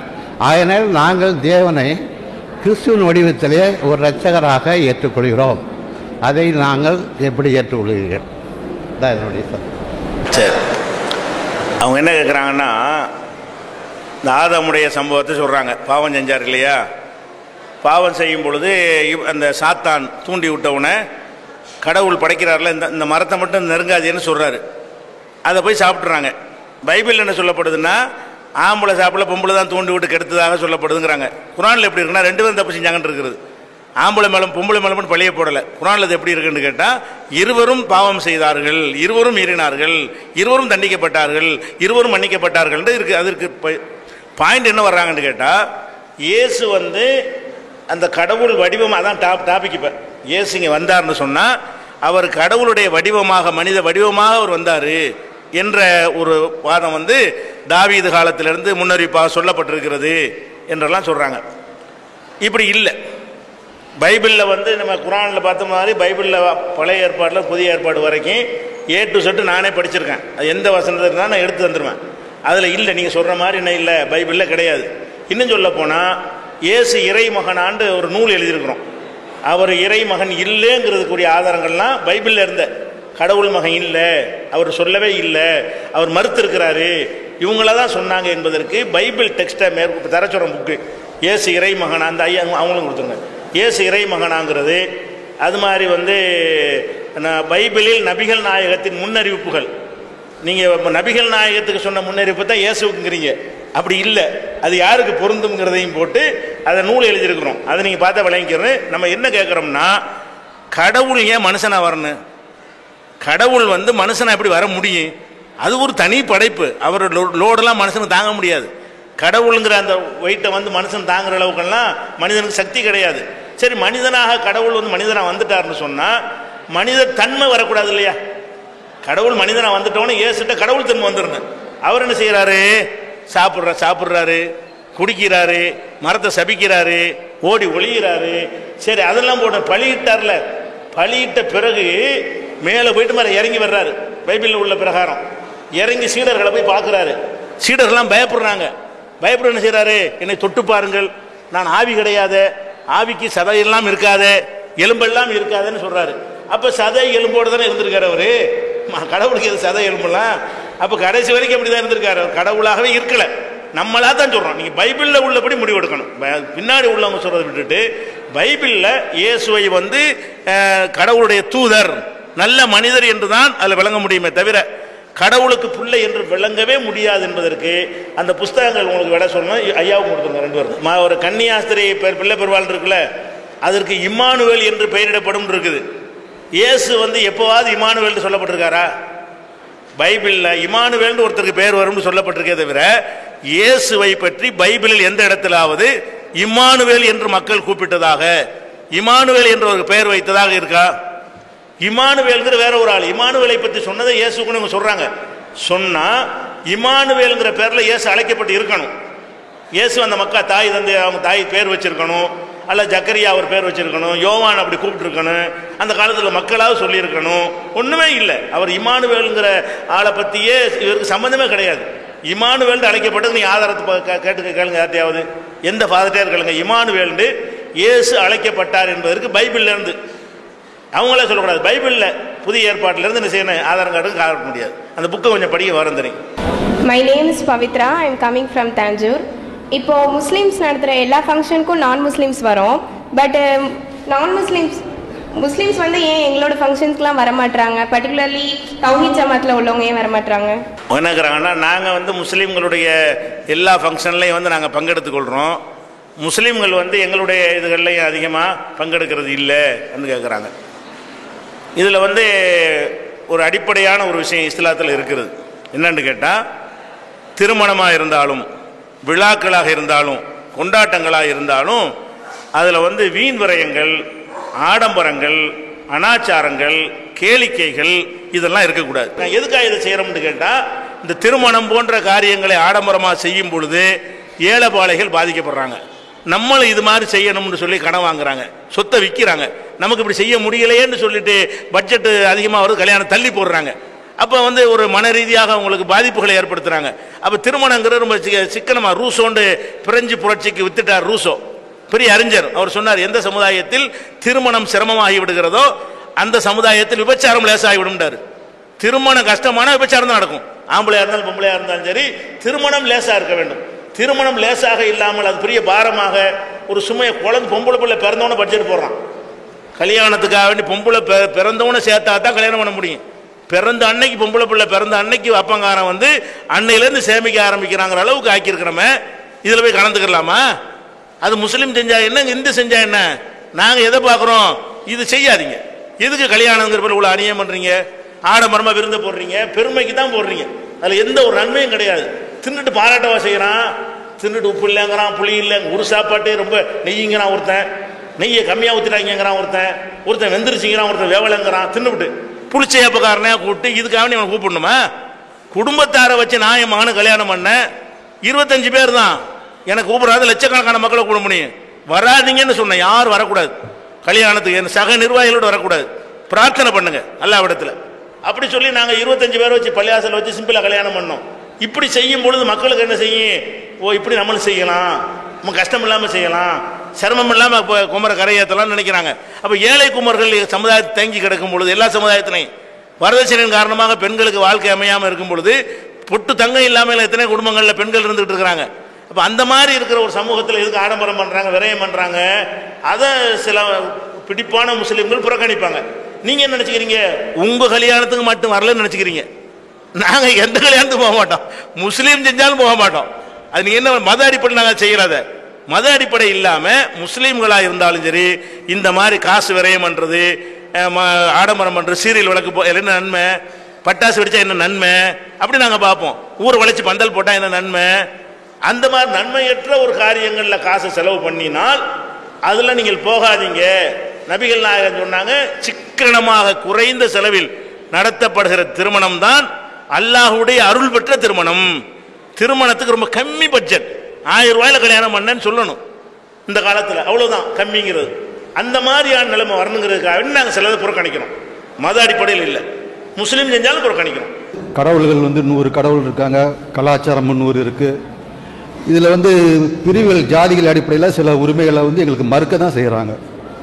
சாதாரணமாக ஒரு இசையை எடுத்துட்டால் கூட கர்நாடக இசையை நான் ரசிக்க செய்யலாம், ஆனால் அதை நான் பாட முடியாது, எனக்கு கற்றுத்தர மாட்டாங்க. இதை நான் தான் பாடுவேன், சமஸ்கிருதத்தில் நான் தான் பாடுவேன். ஒரு இசையில் கூட இந்த ஒரு பிரிவு இருக்குது.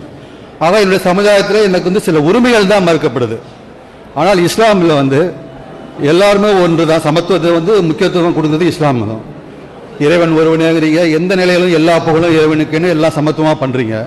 ஆனால் உங்களுக்குள்ளேயே நீங்கள் ஷியா பிரிவு, சன்னி பிரிவுன்னு சொல்லி உங்களுக்குள்ளேயே துப்பாக்கி உங்கள் உயிர்களை பழி வாங்குறீங்க. கடந்த மாதம் பாகிஸ்தானில் அந்த ராணுவ பள்ளி நடந்த நிகழ்ச்சியில் குழந்தைகள் இருந்ததை பார்க்குறப்ப ரொம்ப சங்கடமாக இருக்குது. ஸோ சமத்துவத்தையே இப்போ நீங்கள் கடைபிடிக்காமல் உங்கள் அந்த சமத்துவ நம்பிக்கையிலே அடிப்படையிலே நீங்கள் மாறிட்டு வரீங்களோ அப்படிங்கிற சலனம் எனக்கு ஏற்படுது.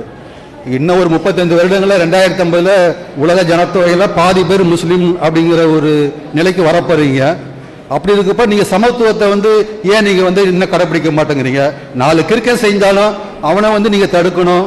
நீங்கள் சமத்துவத்தை நிலைநாட்டினா தானே பிற மதத்தில் இருக்க எங்களுக்கு உங்கள் மேலே இருக்கிற இருப்பு மாறாமல் இருக்கும். அதுக்கு நீங்கள் என்ன நடவடிக்கை எடுக்கிறீங்க, என்ன எடுக்க போறீங்க? ஏன்னா இன்னும் நிச்சயம் 35 வருஷத்தில் உலக ஜனத்தொகையில் பாதி பேர் நீங்கள் தான் இந்த உலகத்தை ஆள போகிறீங்க. அப்போ நீங்கள் வந்து இது கிறுக்குன்னு சொல்கிறோம் அப்படின்ட்டு நீங்கள் தட்டி கழிக்காமல் எங்களுக்கும் வந்து ஒரு நம்பிக்கை ஏற்படுத்துறது வந்து நீங்கள் என்ன செய்ய போகிறீங்க அதுன்னு நான் தெரிஞ்சுக்க ஆசைப்படுறேன். அதாவது சமத்துவத்தை இஸ்லாம் போதிக்கிறது, ஆனால் உங்கள்கிட்ட சமத்துவம் இல்லை. அதான் பாயிண்ட் என்னென்னா, சுருக்கமான பாயிண்ட் என்னென்னா, சமத்துவத்தை போதிக்கக்கூடிய உங்கள் மார்க்கத்தில் வந்து உங்கள்கிட்ட சமத்துவம் இல்லாமல் இருக்குது அப்படிங்கிறது கேட்குறாங்க. அதுக்கு ஆதாரம் என்ன கேட்குறாங்கன்னா, உங்கள் மக்கள் தானே உங்களை வந்து பெஷாவரில் கொள்கிறாங்க, நானே சொன்னேன்ல முஸ்லீம்கள் தான் முஸ்லீம்கள் அழிக்கிறாங்கண்டு, அதையெல்லாம் சொல்லி காட்டி உங்கள் மக்கள் தானே உங்களுக்கு எதிரியாக இருந்துகிட்டு இருக்கிறாங்க என்று கேட்குறாங்க. அது உண்மைதான். அது எங்கள் மக்கள் தான் எங்களுக்கு எதிரியாக இருக்கிறாங்க என்பது உண்மைதான். அதுக்கு என்ன காரணம் என்று சொன்னால், இந்த இஸ்லாம் மார்க்கத்தை நாங்கள் ஏற்றுக்கொண்டோம் இல்லையா, எங்கள் அதிகமான பேர் வந்து அடிப்படை கொள்கை விளங்கி ஏற்றுக்கிறல. சில நோக்கங்களுக்காக வேண்டி ஒவ்வொரு கட்டத்தில் ஒரு நோக்கத்திற்காக வேண்டி அந்த இஸ்லாத்தை ஏற்றிருப்பாங்க. உதாரணமாக வந்து தீண்டாமை கொடுமை இருக்குன்னு வைங்க. தீண்டாமை கொடுமை ஒரு பக்கத்தில் தலைவிரித்து ஆடும் பொழுது அப்போ என்ன செய்யணும்னா, அதுலேருந்து விடுபட நினைக்குவாங்க. விடுபட நினைக்கும் பொழுது அதுக்காக வேண்டி இஸ்லாத்துக்கு வருவாங்க. சில ஆட்கள் வந்து அடக்குமுறை இருக்குன்னு வைங்களேன், அடக்குமுறையிலிருந்து தப்பித்துக் கொள்வதற்காக வேண்டி இஸ்லாத்துக்கு என்ன செய்வாங்க, வருவாங்க. அப்போ வரக்கூடிய நேரத்தில் வந்து அவங்களுக்கு இஸ்லாமிய ஓரிரை கொள்கை, பேசிக்கு, குரான் இதெல்லாம் தெரியாது. அவங்களுக்கு என்ன தெரியும் கேட்டால் சமத்துவம் கிடைக்குது, அந்த ஒரு நோக்கத்திற்காக என்ன செய்வாங்க, வருவாங்க. அப்படி தான் நம்ம நாட்டில் உள்ள அதிகமான பேர் வந்து ஒரு நேர்மையாக இருக்காங்க, ஒருத்தர் உதவியாக இருந்துக்கிறாங்க, அண்ணன் தம்பியாக பழகுறாங்க. அந்த மாதிரி ஒரு நல்ல சமூகமாக இருக்குன்னு நினைத்து கொண்டு தான் இந்த மார்க்கத்தில் வந்தார்கள். அதனால அவங்களுக்கு பேசிக்கான இஸ்லாமிய அறிவு இல்லாத காரணத்தினால குரான் கூட 50 வருஷத்துக்கு முன்னாடி தான் தமிழில் மொழிபெயர்த்திருக்கிறாங்க என்கிற ஒரு நிலையில், அது குரானே இல்லாமல் முஸ்லீம்கள் இருந்தாங்க. குரான் அரபி மொழியில் இருக்கிறது, அதனுடைய அர்த்தம் தெரியாமல் என்ன செய்கிறாங்க, முஸ்லீம்கள் இருக்கிறாங்க. இந்த மாதிரியான ஒரு அடிப்படையில் இருக்கக்கூடிய நேரத்தில் தான் இவங்க இந்த பெஷாவரில் உள்ளவங்க அப்படி உருவானவன். குரானை ஒழுங்காக படித்து இஸ்லாமிய அடிப்படையை விளங்கி குரான் இஸ்லாம் என்ன சொல்லுதுங்கிறத விளங்கி அதை சொல்லாமல் இப்படி போன காரணத்தினால தான் இது வருகிறது, குழப்பமாக இருக்கிறது. இந்த பெஷாவர் மேட்டர்லாம் அப்படி தான். அவனுக்கு இஸ்லாமும் தெரியாது, குரானும் தெரியாது, ஏதோ முஸ்லீமாக பிறந்துட்டான், பிறந்ததுனால முஸ்லீமாக இருக்கிறான், அவனை எப்படி சின்ன வயசில் மூளை செலவு பண்ணாங்க, தூக்கடா துப்பாக்கிய வெட்டிட்டு வாடானோன்னு அப்படி தான் உருவாக்கப்பட்டிருக்கிறாங்களே தவிர இஸ்லாம் கரெக்டாக தான் இருக்கிறது. நீங்கள் சொல்கிற ஒரு விஷயம் நாங்கள் ஒத்துக்குருவோம், இஸ்லாமிய போதனை சரியாக சென்றடையலை, குரானுடைய விளக்கங்கள் மக்கள் போய் சென்றடையலை, அவன் இஷ்டத்துக்கு நினைச்சதெல்லாம் மார்க்கம் நினைச்சிட்டு இருக்கிறான். அதனால குரானின் பக்கம் நபிகள் நாயகத்தினுடைய போதனையின் பக்கம் வாருங்க, இந்த ரெண்டு மட்டும் வாழ்க்கையில் கடைப்பிடிங்கிறத நாங்கள் கொள்கையாக வச்சுட்டு இருக்கிறோம். நாளடைவில் சரியா வரும். I am Mrs. Rosalie. I am a retired teacher. Still I am working as a principal in Annai Fatima School in this area. எங்கள் ஸ்கூலில் பிள்ளைகள் சிறு வயசுலேருந்தே படிக்கிறாங்க. அந்த பிள்ளைங்களை நான் ரெகுலர் ஒர்க்கு என்னன்னு கேட்கும்போது அந்த பிள்ளைங்க சொல்லுவாங்க, காலையில் 6 மணிக்கு எந்திரிச்சு பள்ளிவாசல் போவோம், சாயந்தரம் 6 மணிக்கு டியூஷனை முடிச்சுட்டு அல்லது அதற்கு முன்னால் நாங்கள் பள்ளிவாசல் போகிறோம்.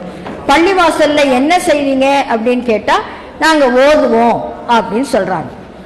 ஸோ அந்த ஏஜில் இந்த இஸ்லாம் மதத்தை பற்றி புரிந்து கொள்கிற வயது அவர்களுக்கு அதுவா. இப்போ எங்களில் பார்த்தீங்கன்னா as the religion of Christian, எங்களில் பார்த்தீங்கன்னா பெயர் ஒன்று சிறு வயதிலேயே கொடுத்து அவன் ஒரு கிறிஸ்தவ பிள்ளை.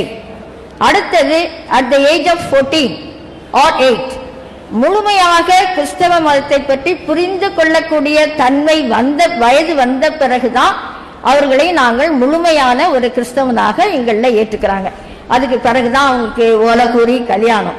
ஸோ எல்லார் மத்தியிலையும் நாங்கள் ஒரு கிறிஸ்தவர்கள் என்று சில ஒழுங்குமுறைகளை, ஃபார் எக்ஸாம்பிள் பாப்டிஸ்ட் ஞானஸ்தானம், இந்த தடப்படுத்தல், ஓலக்கூறி கல்யாணம் பண்றது அப்படியெல்லாம் இருக்கு.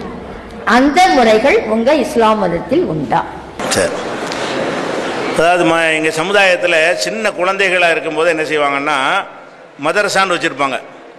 மதரசான்னா குரானை ஓதி கொடுக்கறது, எப்படி தொழுகிறது, அந்த ஒவ்வொரு நேரத்துலையும் சொல்ல வேண்டிய பிரார்த்தனைகள் என்ன, இந்த விஷயங்களை கற்றுக் கொடுக்கறதுக்காக வேண்டி பள்ளிவாசல்களில் மதரசான்னு வச்சுருப்பாங்க. அப்போ சின்ன வயசு படிக்கிற பிள்ளைங்களே வந்து அங்கே போய் 5 வயசு பிள்ளைங்க 6 வயசு பிள்ளைங்களை அனுப்புவாங்க. அது போய் என்ன செய்யணும்னா குரானுடைய வசனங்களை மனப்பாடம் பண்ணி அதெல்லாம் செய்யும். அப்போ அவங்க என்ன கேட்குறாங்கன்னா, சின்ன வயசில் போய் இதை போய் சொல்லி கொடுக்குறீங்களே, இது எப்படி அந்த குழந்தைகளுக்கு வந்து அது புரியும், மார்க்கத்தை விளங்கும், ஒரு மெச்சூரிட்டி ஆன பிறகு கொஞ்சம் விவரம் வந்த பிறகு சொன்னால் தானே புரியும் அப்படிங்கிறாங்க. இது வந்து அடிப்படை, தப்பான அடிப்படை. ஏன் தப்பான அடிப்படைன்னு சொல்கிறோம்னு கேட்டால், இப்போ நம்ம பள்ளிக்கூடத்துக்கு அனுப்புகிறோம்ல, அது எதுக்கு அனுப்புகிறோம்? பெரிய பெரிய அறிவியல் புக்கை படிக்கிறதுக்கு தான் அனுப்புகிறோம். ஆனால் அப்போ போய் படிக்க அதை சொல்லிக் கொடுக்க மாட்டோம், ஆனாவனை தான் சொல்லிக் கொடுப்போம். அப்போ ஆனாவண்ணாவை அந்த வயசில் படித்தா தான் கூட்டி படிக்கிறது பின்னாடி வரும். 1 2 படித்தா தான் அப்புறமேல் அல்ஜிப்ரா கணக்கெலாம் அப்புறமேல் வரும். அப்போ கீழே உள்ள விஷயங்களை படிப்படியாக சொல்லிக் கொடுக்கறதுக்கு தான் பள்ளிக்கூடம் திறந்து 5 வயசு 10 சொல்லி 3 வயசில் கொண்டு போய் சேர்த்து எல்கேஜி யூகேஜி ப்ரீகேஜி வேறு ஆரம்பித்து அப்போ 2 வயசு பிள்ளைகளே கொண்டு எதுக்கு விடுறீங்க? அந்த கல்வியுடைய பேசிக்கான விஷயங்கள் புரியாட்டாலும் பழக்கம் வந்துடும். இது ஆனா, இது ஆவண்ணா, இது ஈனா, இது ஏ, இது பி சின்னு சொல்லி கொடுக்குறோம்ல. இதே மாதிரி தான் நம்ம குரானை மதரசாவில் நாங்கள் என்ன செய்வோம்னு கேட்டால், அரபு எழுத்துக்கள், இது அலிஃபு, அலிஃப்னா ஏக்கு பதிலாக உள்ளது, பேன்னா 2வது எழுத்து, இப்படி இந்த எழுத்துக்களை சொல்லி கொடுத்து இதை இப்படி கூட்டணும்னு சொல்லும் பொழுது குரானை வந்து எல்லாரும் வாசிப்பாங்க. முஸ்லீம்கள் அர்த்தம் தெரியாது. இங்கே உள்ள முஸ்லீம்களில் 95% பேர் குரானை ஓதுவாங்க, மூலிக்கு அர்த்தம் தெரியாது, ஆனால் கரெக்டாக வாசிப்பாங்க. அந்த வாசிக்கிறத மட்டும் என்ன செய்வோம், நாங்கள் கற்றுக் கொடுப்போம் அந்த சின்ன வயசில். பிறகு அர்த்தம் தெரிஞ்ச பிறகு மொழிபெயர்ப்பு வச்சு படிச்சுக்கிடுவாங்க. அதை படித்துக் கொள்வது, தூங்கும்போது ஒரு பிரார்த்தனை செய்யணும், என்ன சொல்லிட்டு தூங்கணும், தூங்கி எந்திரிச்சவனா என்ன சொல்லணும், சாப்பிடும்போது என்ன சொல்லி சாப்பிடணும், ஒரு வீட்டுக்கு நுழையும் போது எப்படி சொல்லணுங்கிற அந்த மாதிரி பிரச்சனைகளை எல்லாம் குழந்தைகளுக்கு சொல்லி கொடுத்தா ஏறுமா ஏறாதா? ஏறும். ஏறுதான் ஏறத்தான் செய்யுது, அதை தான் சொல்லிக் கொடுப்போமே தவிர இந்த மயிர் புழக்கும் சர்ச்சைகள்லாம் சொல்லிக் கொடுக்க மாட்டோம். பெரிய வாத பிரதிவாதங்கள்லாம் அந்த சின்ன வயசில் போய் என்ன செய்ய மாட்டோம், சொல்லிக் கொடு. அதுக்கு என்ன சொல்லிக் கொடுக்குறீங்களா நீங்கள் சின்ன பள்ளிக்கூடங்களில் செய்கிறீங்க. அதே மாதிரி வந்து நீங்கள் கிறிஸ்தவர்களுக்கு சொன்னீங்கல்ல, அதுலேயும் தவறு தான் சொல்கிறீங்கன்னு கேட்டால், இப்போ பள்ளிக்கூடங்களில் போனால் சின்ன பிள்ளைகள்லாம் சேர்த்தா ப்ரேயர் பண்ண சொல்கிறாங்க. அது ஏன் குழந்தைக்கு ஏன் ப்ரேயர்னு கேட்க செய்கிறோம்? அந்த குழந்தைகளே ப்ரேயர் பண்ணால் தான் ப்ராக்டிஸ் வருங்கிறதுக்காக வேண்டி தான் குழந்தைகளே என்ன செய்கிறாங்க, அந்த ப்ரேயருடைய முறை ஏசப்பான்னு சொல்லி கொடுக்குறாங்க. அதை ஏன் ஒரு 18 வயசில் சொல்லிக் கொடுக்கக்கூடாது? அப்போ சிறு வயசுலேயே சொல்லிக் கொடுக்கறது என்பது வந்து அவங்களுக்கு ஏற்றதான் சொல்லிக் கொடுக்குறமே தவிர அவங்க மூளையில் ஏறாத சொல்லிக் கொடுக்கல. அவங்களுக்கு என்ன சில விஷயங்களை மனப்பாடம் பண்ணணும், எப்படி தொழுவணும், கை கால் மூஞ்சி எப்படி கழுவணும்னு ஒரு 5 வயசில் அவன் ட்ரைனிங் எடுத்தான்னு சொன்னால் அந்த அவனுக்கு ஒரு பழக்கத்துக்கு வந்துடும். தொழுகைங்கிற உன்னோட வாழ்க்கையில் ஒரு நடைமுறையாக மாறிக்கிறதுக்காக செய்கிறோம். அதனால் இது ஒரு கஷ்டமானது கிடையாது. நீங்கள் எப்படி பள்ளிக்கூடங்களில் அரசாங்கத்தில் செஞ்சது 10 நம்ம அதை விட இறக்கி சின்ன பிள்ளைகளுக்கு சொல்லிக் கொடுக்குறோமோ. ஆங்கிலம் சரளமாக பேசுது 5 வயசு பிள்ளை, இப்போ புரியாமையாக பேசுது, பெரிய அளவு அர்த்தம் வழங்காட்டா கூட வீட்டில் வந்துட்டு அம்மாண்டு மம்மிங்க தான் சொல்லுது. அப்போ அந்த மாதிரிலாம் சொல்லி தானே கொடுக்குறாங்க. சொல்லிக் கொடுக்குறது அந்த மண்டையில் ஏறத்தானே செய்யுது. இன்னும் சொல்ல போனால் அந்த குழந்தை தான் நினைவாற்றலை பொறுத்த வரைக்கும் நம்மளை விட கூடுதல் பவராக இருக்குது. 18 மொழிகளை கற்றுக்கிற முடியும் ஒரு குழந்தைக்கு. 18 மொழிகளை கற்றுக்கிற நமக்கு முடியாது. நமக்கு இப்போ இந்த வயசில் கற்றுக்கிற போனோம்னா 2 மொழியை தாளம் போடும். குழந்தைகளை கற்றுக் கொடுத்தீங்கன்னா 18 மொழியை கூட என்ன செய்யும் கற்றுக்கிறோம்னு சொல்லி இன்றைக்கி ஆய்வு பண்ணி குழந்தையுடைய அந்த பிரெயினை பற்றி ஆய்வு பண்ணி இன்றைக்கி விஞ்ஞானிகள்லாம் சொல்கிறாங்க. அதனால அந்த வயசில் சொல்லிக் கொடுக்குற விஷயங்கள் வந்து தப்பானதோ அது மண்டையில் ஏறாதுங்கிறத தவறு. ஏற போய் தான் இன்றைக்கி நடைமுறையில் எல்லாருமே கல்விக்கூடம் வரைக்கும் என்ன செய்கிறாங்க, சொல்லிக் கொடுக்குறாங்க. வணக்கம் சார், என் பேர் பன்னீர்செல்வம், தஞ்சாவூர். நான் வந்து பிறப்பால் இந்து, ஆனால் மன உணர்வால் ஒரு முஸ்லீம்ங்கிறதுல நான் பெருமை கொள்கிறேன். ஆனால் எனக்கு ஒரு சந்தேகம், இஸ்லாத்து ஒரு இனியமாக இருக்குன்னு சொல்கிறீங்க, இதில் ஹெட்டு யார்? அல்லாஹ்ங்கிறீங்க, அடுத்தது பார்த்தா நபிகள் நாயகங்கிறீங்க. இதில் யாரை நீங்கள் முக்கியத்துவம் கொடுக்க? ஆனால் எதுக்கு எடுத்தால் கேட்டாலும் அல்லாஹ் இறைவன் நாடினால் அல்லாஹ்ங்கிறீங்க. ஆனால் ஏதாவது ஒரு கருத்து சொல்ல வந்தீங்கன்னா பார்த்தீங்கன்னா நபிகள் நாயகம் சொல்லியிருக்காரு, நபிகள் நாயகம் சொல்லியிருக்காருங்கிறீங்க. நீங்கள் யார் சொல்கிறத கரெக்டாக பிடிச்சிக்கிட்டு இருக்கீங்க. இப்போ உங்கள் இஸ்லாத்தில் குழப்பங்கள் நடக்கிறதுக்கு காரணம் அல்லாஹ் சொல்லி கொடுத்ததை கடைபிடிக்காத காரணமா, இல்லை நபிகள் நாயகம் சொல்லி கொடுத்ததால கடைபிடிக்காத காரணமா? இப்போ 5 நிமிஷத்தில் நீங்களே பார்த்தீங்க எங்கள் இஸ்லாத்தில் உள்ளவங்க சரியாக அதை புரிஞ்சுக்கலேன்னு சொல்கிறீங்க. அப்போ ஏதோ உங்கள் இதில் ஒரு தப்பு நடக்குது. இப்போ 5 நிமிஷத்தில் நீங்கள் பார்த்த இடத்துல பார்த்தீங்கன்னா இப்போ தொழுவேன்னு சொல்லிவிட்டு இப்போ வந்து ஒருத்தவங்க சத்தம் போட்டாங்க, அவங்களும் உங்கள் இஸ்லாத்தை தான், அவங்களும் அல்லான்னு தான் சொல்கிறாங்க, நபிகள் நாயகத்தை புக்கை படித்ததை தான் சொல்கிறாங்க. அப்படி இருந்து அவங்க ஏன் இப்படி வந்து நடந்துக்கிட்டாங்க? இப்போ இதை எங்கள் இந்துக்கள் பார்க்குறப்ப அப்போ அவங்க என்ன நினைப்பாங்க? உங்கள் இதுக்கு நீங்களே சரியாக புரிய வைக்க முடியாதப்ப எங்களை கூட்டு வச்சு நீங்கள் புரிய வைக்கிறதுல என்ன இருக்குது? அப்போ உங்கள் இஸ்லாத்துலேயோ உங்கள் பள்ளிவாசலையோ என்ன செஞ்சுக்கிட்டு இருக்கீங்க? அப்போ நீங்கள் தீவிரவாதிகள்ங்கிறத எல்லாம் நினைக்கிறதில்ல, தப்பு இல்லைங்கிறத நான் நினைக்கிறேன். ஆனால் உங்கள் இஸ்லாத்தை நான் நேசிக்கிறேன். இன்னமும் உங்கள் தொழுகை இதெல்லாம் நான் செய்யலையே ஒழிய அதைப்படி நான் விரும்பி செஞ்சுக்கிட்டு தான் இருக்கேன். இதில் இப்போ இன்னொரு கருத்து வருது, நீங்கள் அல்லாஹ்வை நேசிச்சிங்கன்னா நபிகள் நாயகம் யாரு? நபிகள் நாயகத்தை நேசிச்சிங்கன்னா அல்லாஹ்ங்கிறவர் யாரு? அடுத்ததா ஒரு கருத்து இதை சார்ந்து தான் வருது. தாய் தந்த காலில் உழுவக்கூடாதுன்னு சொல்லியிருக்கீங்கன்னு சொல்றாங்க, உங்க இஸ்லாத்துல இருக்குன்னு சொல்றாங்க. ஏன்னா இப்படி என்ன பெத்த தாய் காலிலே உழுவக்கூடாதுன்னு சொல்றவங்க எப்படி சரியான ஒரு பாதையை கொண்டு வகுத்துக்கிட்டு வந்திருப்பாங்க? நான் அல்லாவை பார்த்ததில்லை, ஆனா என்னை பெத்த தாய் எனக்காக கஷ்டப்பட்டவ என் தாய் தந்ததான். 10 மாதம் சுமந்து பெற்றதா என்னை பெக்கிறப்ப உயிர் போகக்கூடிய கூட என் தாய்க்கு தான் போகும். அப்படிப்பட்ட தாய் காலிலே உழுவக்கூடாதுன்னு சொல்ற ஒரு இஸ்லாத்து அல்லாஹ் சொன்னதா நபிகள் நாயகம் சொன்னதா? இது எனக்கு முக்கியம் தெரிஞ்சுணும். ஆனா இதை எப்ப தாய் காலிலே உழுவக்கூடாதுன்னு சொன்னவங்க தவறான தன் மனைவியை நேசிக்க கத்துக் கொடுக்கலங்கிறது என்னுடைய குற்றச்சாட்டு ஒரு இஸ்லாத்துல. எப்படின்னு கேட்டீங்கன்னா, இன்னைக்கு வெளிநாட்டுல போயிட்டு வந்து 1 மாசத்துலயே கல்யாணம் பண்ணி விட்டுட்டு மறுபடியும் அதே வெளிநாட்டுக்கு போயிடுறாங்க. அப்ப இவங்க எப்படி பொண்ணை நேசிப்பாங்க? அதனாலதான் தாய் காலில் உழுவக்கூடாதுன்னு உங்க இஸ்லாத்துல சொல்லி கொடுத்துருக்காங்கிறது எனக்கு தெரியும். நன்றி. என்ன கேட்கிறாருன்னா, அடிப்படையான கேள்வி முதல் கேட்கிறாரு. சில நேரத்தில் அல்லாஹ் சொன்னாருங்கிறீங்க, சில நேரத்தில் நபிகள் நாயகம் சொன்னாருங்கிறீங்க. நீங்க அல்லாஹ் சொல்ற ஏத்துக்கலாம், நபிகள் ரெண்டு பேரும் யாரு? அல்லாண்டா யாரு, நபிகள் நாயகண்டா யாருங்கிறது அழகான ஒரு பேசிக்கான ஒரு விஷயத்தை கேட்கிறாரு. அது என்ன அந்த அடி நல்ல விஷயம் தான், எல்லாம் தெரிஞ்சுக்கிற வேண்டிய விஷயம்தான். அல்லாஹ் என்பவன் யார் என்று கேட்டால், இந்த அகில உலகத்தையும் யார் படைத்தானோ, நம்மளை கண்காணித்து கொண்டிருக்கிறானோ, நமக்கு உயிர் கொடுத்தானோ, நமக்கு உணவளித்து கொண்டிருக்கிறானோ, அந்த சூப்பர் பவருக்கு பேர் தான் அல்லாங்கிறோம். கடவுளுங்கிறோம் இல்லையா? கடவுள் தான் இந்த அகிலத்தை எல்லாம் படைத்தார் என்பது இஸ்லாமிய நம்பிக்கை. இந்த ஒரு கடவுள் தான் இருக்கிறார் என்பதை உலகத்துக்கு மனித குலத்தை படைத்து அவனுக்கு சொல்லித் தருவதற்காக வேண்டி மனிதர்களிலிருந்தே சிலரை தேர்வு செய்து மெசஞ்சராக, தூதராக அல்லாஹ் வந்து நியமிப்பார். அப்படி நியமிக்கப்பட்ட தூதர்கள் பல்லாயிரம் பேர் இருக்கிறாங்க. அதுல கடைசியா வந்த ஒரு தூதர் தான் முகமது நபி. முகமது நபி மட்டும் கிடையாது, முகமது நபி இறைவன் தூதர் தான், ஆபிரகாம் இப்ராஹிம் இறைவன் தூதர் தான், இஸ்மாயில் இறைவன் தூதர் தான், ஆதாம் வந்தார அவர் கடவுளுடைய தூதர் தான். அப்ப முதல் மனிதர்களை துவங்கி நபிகள் நாயகம் வரைக்கும் மனிதர்களுக்கு இறைவனை பற்றி சொல்லிக் கொடுப்பதற்காக வந்தவர் தான் யாரு? முகமது நபி. அவர் மட்டுமல்ல, அது மாதிரி நிறைய பேர் வந்திருக்கிறாங்க. நமக்கு வந்தவர் அவர் கடைசி காலத்தில் வந்ததுனால, அதுக்கு முந்தின இறை தூதர்களுடைய போதனைகள் அழிஞ்சிட்ட காரணத்தினால, இவர் இந்த முகமது நபி இறுதி தூதராக வந்ததுனால அவர் சொன்ன செய்தி நம்ம ஏற்றுக்கிட்டு இருக்கிறோம். இப்ப முகமது நபி அல்லாஹ்வின் தூதர் என்று சொல்லிவிட்டால் தூதருக்கு சொந்த கருத்து இருக்குமா? இப்ப இந்தியாவுடைய தூதர் போய் அமெரிக்காவில் ஒரு கையெழுத்து போடுறாரு, இது அவர் கையெழுத்தா மோடி கையெழுத்தான்னு கேட்க முடியுமா? தூதர் போட்டா மோடி போட்டான்னு அர்த்தம். மோடி சொல்லாம தூதர் போட முடியாது. இந்தியாவில் யார் பிரதமராக இருக்கிறார் அவர் சொல்லாம இந்தியாவின் தூதர் போய் ஒரு நாட்டில் கையெழுத்து போட்டு வந்துருவாரா? ஒரு நாட்டில் தூதர் கையெழுத்து போறாருன்னா ஒரு நாளைக்கு என்ன செய்வோம்? தூதர் கையெழுத்து போட்டார்னு சொல்லுவோம். இன்னொரு நாளைக்கு அதை எப்படி சொல்லுவோம்? மோடி பிரதமர் கையெழுத்து போட்டார்னு சொல்லுவோம். இன்னொரு நாளைக்கு இந்தியா கையெழுத்துட்டுன்னு சொல்லுவோம். அவர் தான் இந்தியாவா? ஒரு மனுஷன் தான் கையெழுத்து போட்டிருக்கிறான். ஒரு மனுஷன் கையெழுத்து போடும் பொழுது அவர் இந்தியாவின் தூதராக இருக்கிற காரணத்தினால் அது இந்தியாவின் கையெழுத்து தான், ஜனாதிபதியுடைய கையெழுத்து தான், பிரதமர் கையெழுத்து என்று சொல்லலாம்.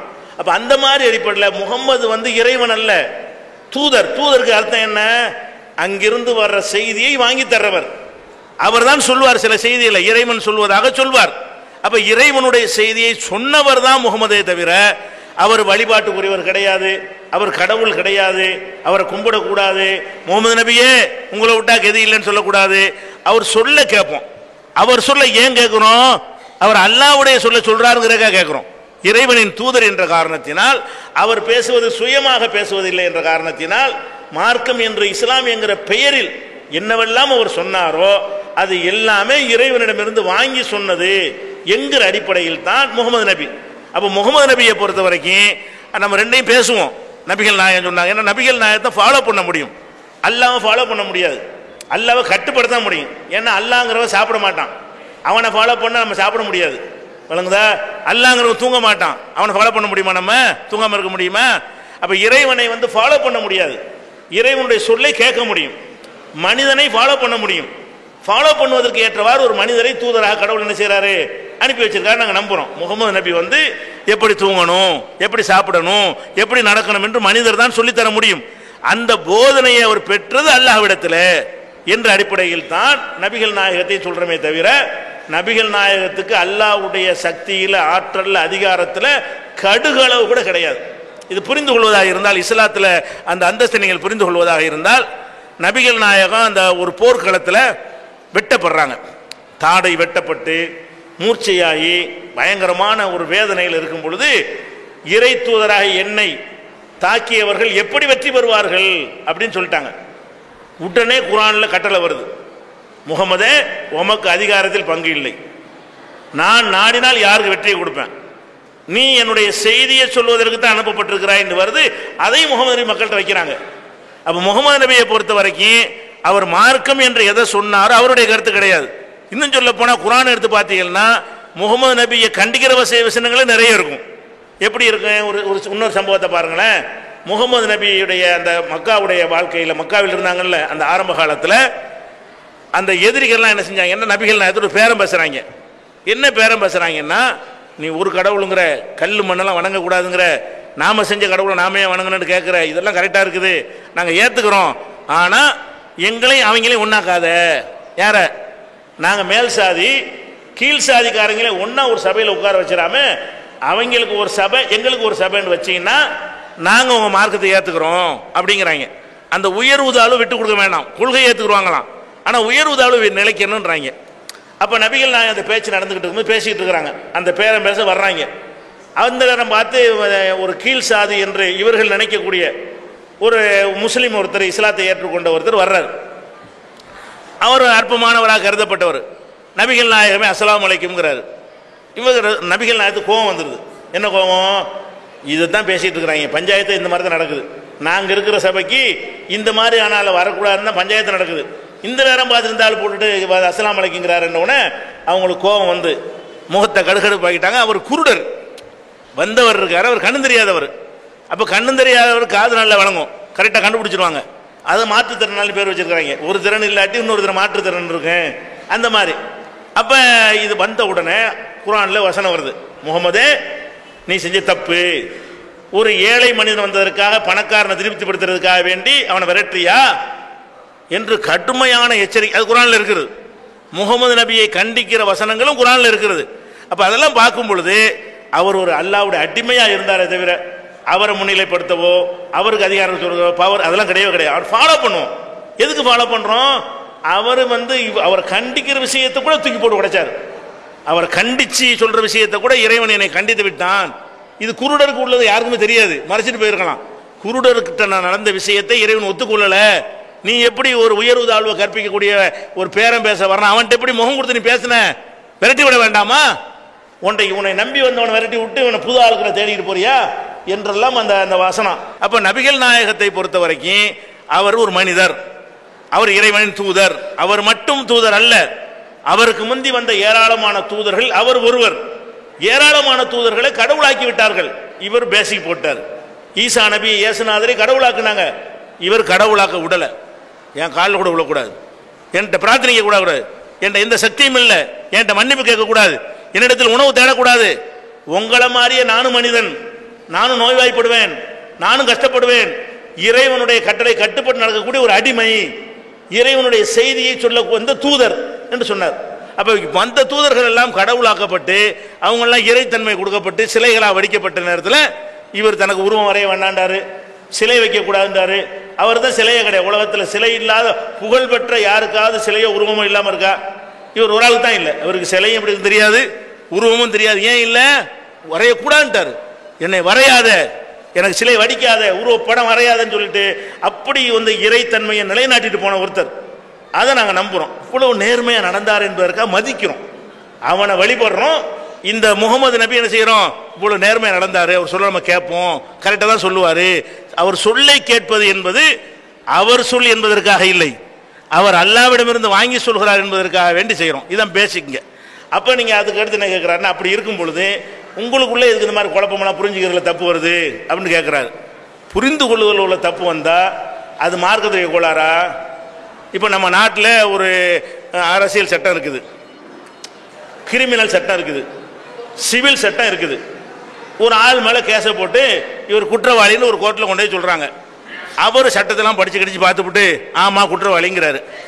அப்பீல் பண்ணி என்ன செய்யறான்? மேல் கோர்ட்டுக்கு போகிறான். அவன் அந்த புத்தகத்தை படித்து பார்த்துட்டு குற்றவாளி இல்லைங்கிறான்.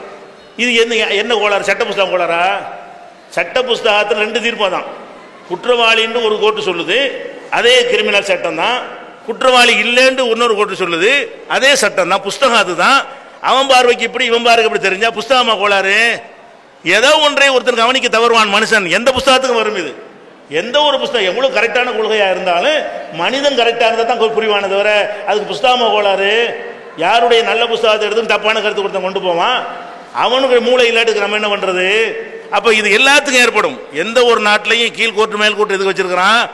புரிந்து கொள்வதில் உள்ள வேறுபாட்டினால சொல்றான். கீழே உள்ளவன்லாம் மேலையும் விடுதலை செய்யப்படுறான், கீழே விடுதலை செய்யப்பட்ட மேலையும் தண்டிக்கிறான். அப்போ நம்ம அதுல இருந்து என்ன செய்யக்கூடாது? நம்ம அரசியல் சாசனம் சரியில்லை, நம்ம நாட்டுடைய கிரிமினல் லாவுலே கோளாறு இருக்குன்னு நான் சொல்றது. லா கரெக்டா இருக்குது, நீ கவனிக்க தவறுன விஷயத்தை மேலே உள்ளவங்க கண்டுபிடிச்சு சொல்றான், கீழே உள்ள கோர்ட்டு சரியாக கவனிக்கல. அதான் அர்த்தம். அப்படிதான் விளங்கிக்கணும். குர்ஆன் என்பது கரெக்டா இருக்கிறது, நபி மொழி கரெக்டா இருக்கிறது, எடுத்து காட்டும் போது புரிஞ்சுக்கிடுவாங்க. விளங்காம சிலர் சொல்லத்தான் செய்வாங்க.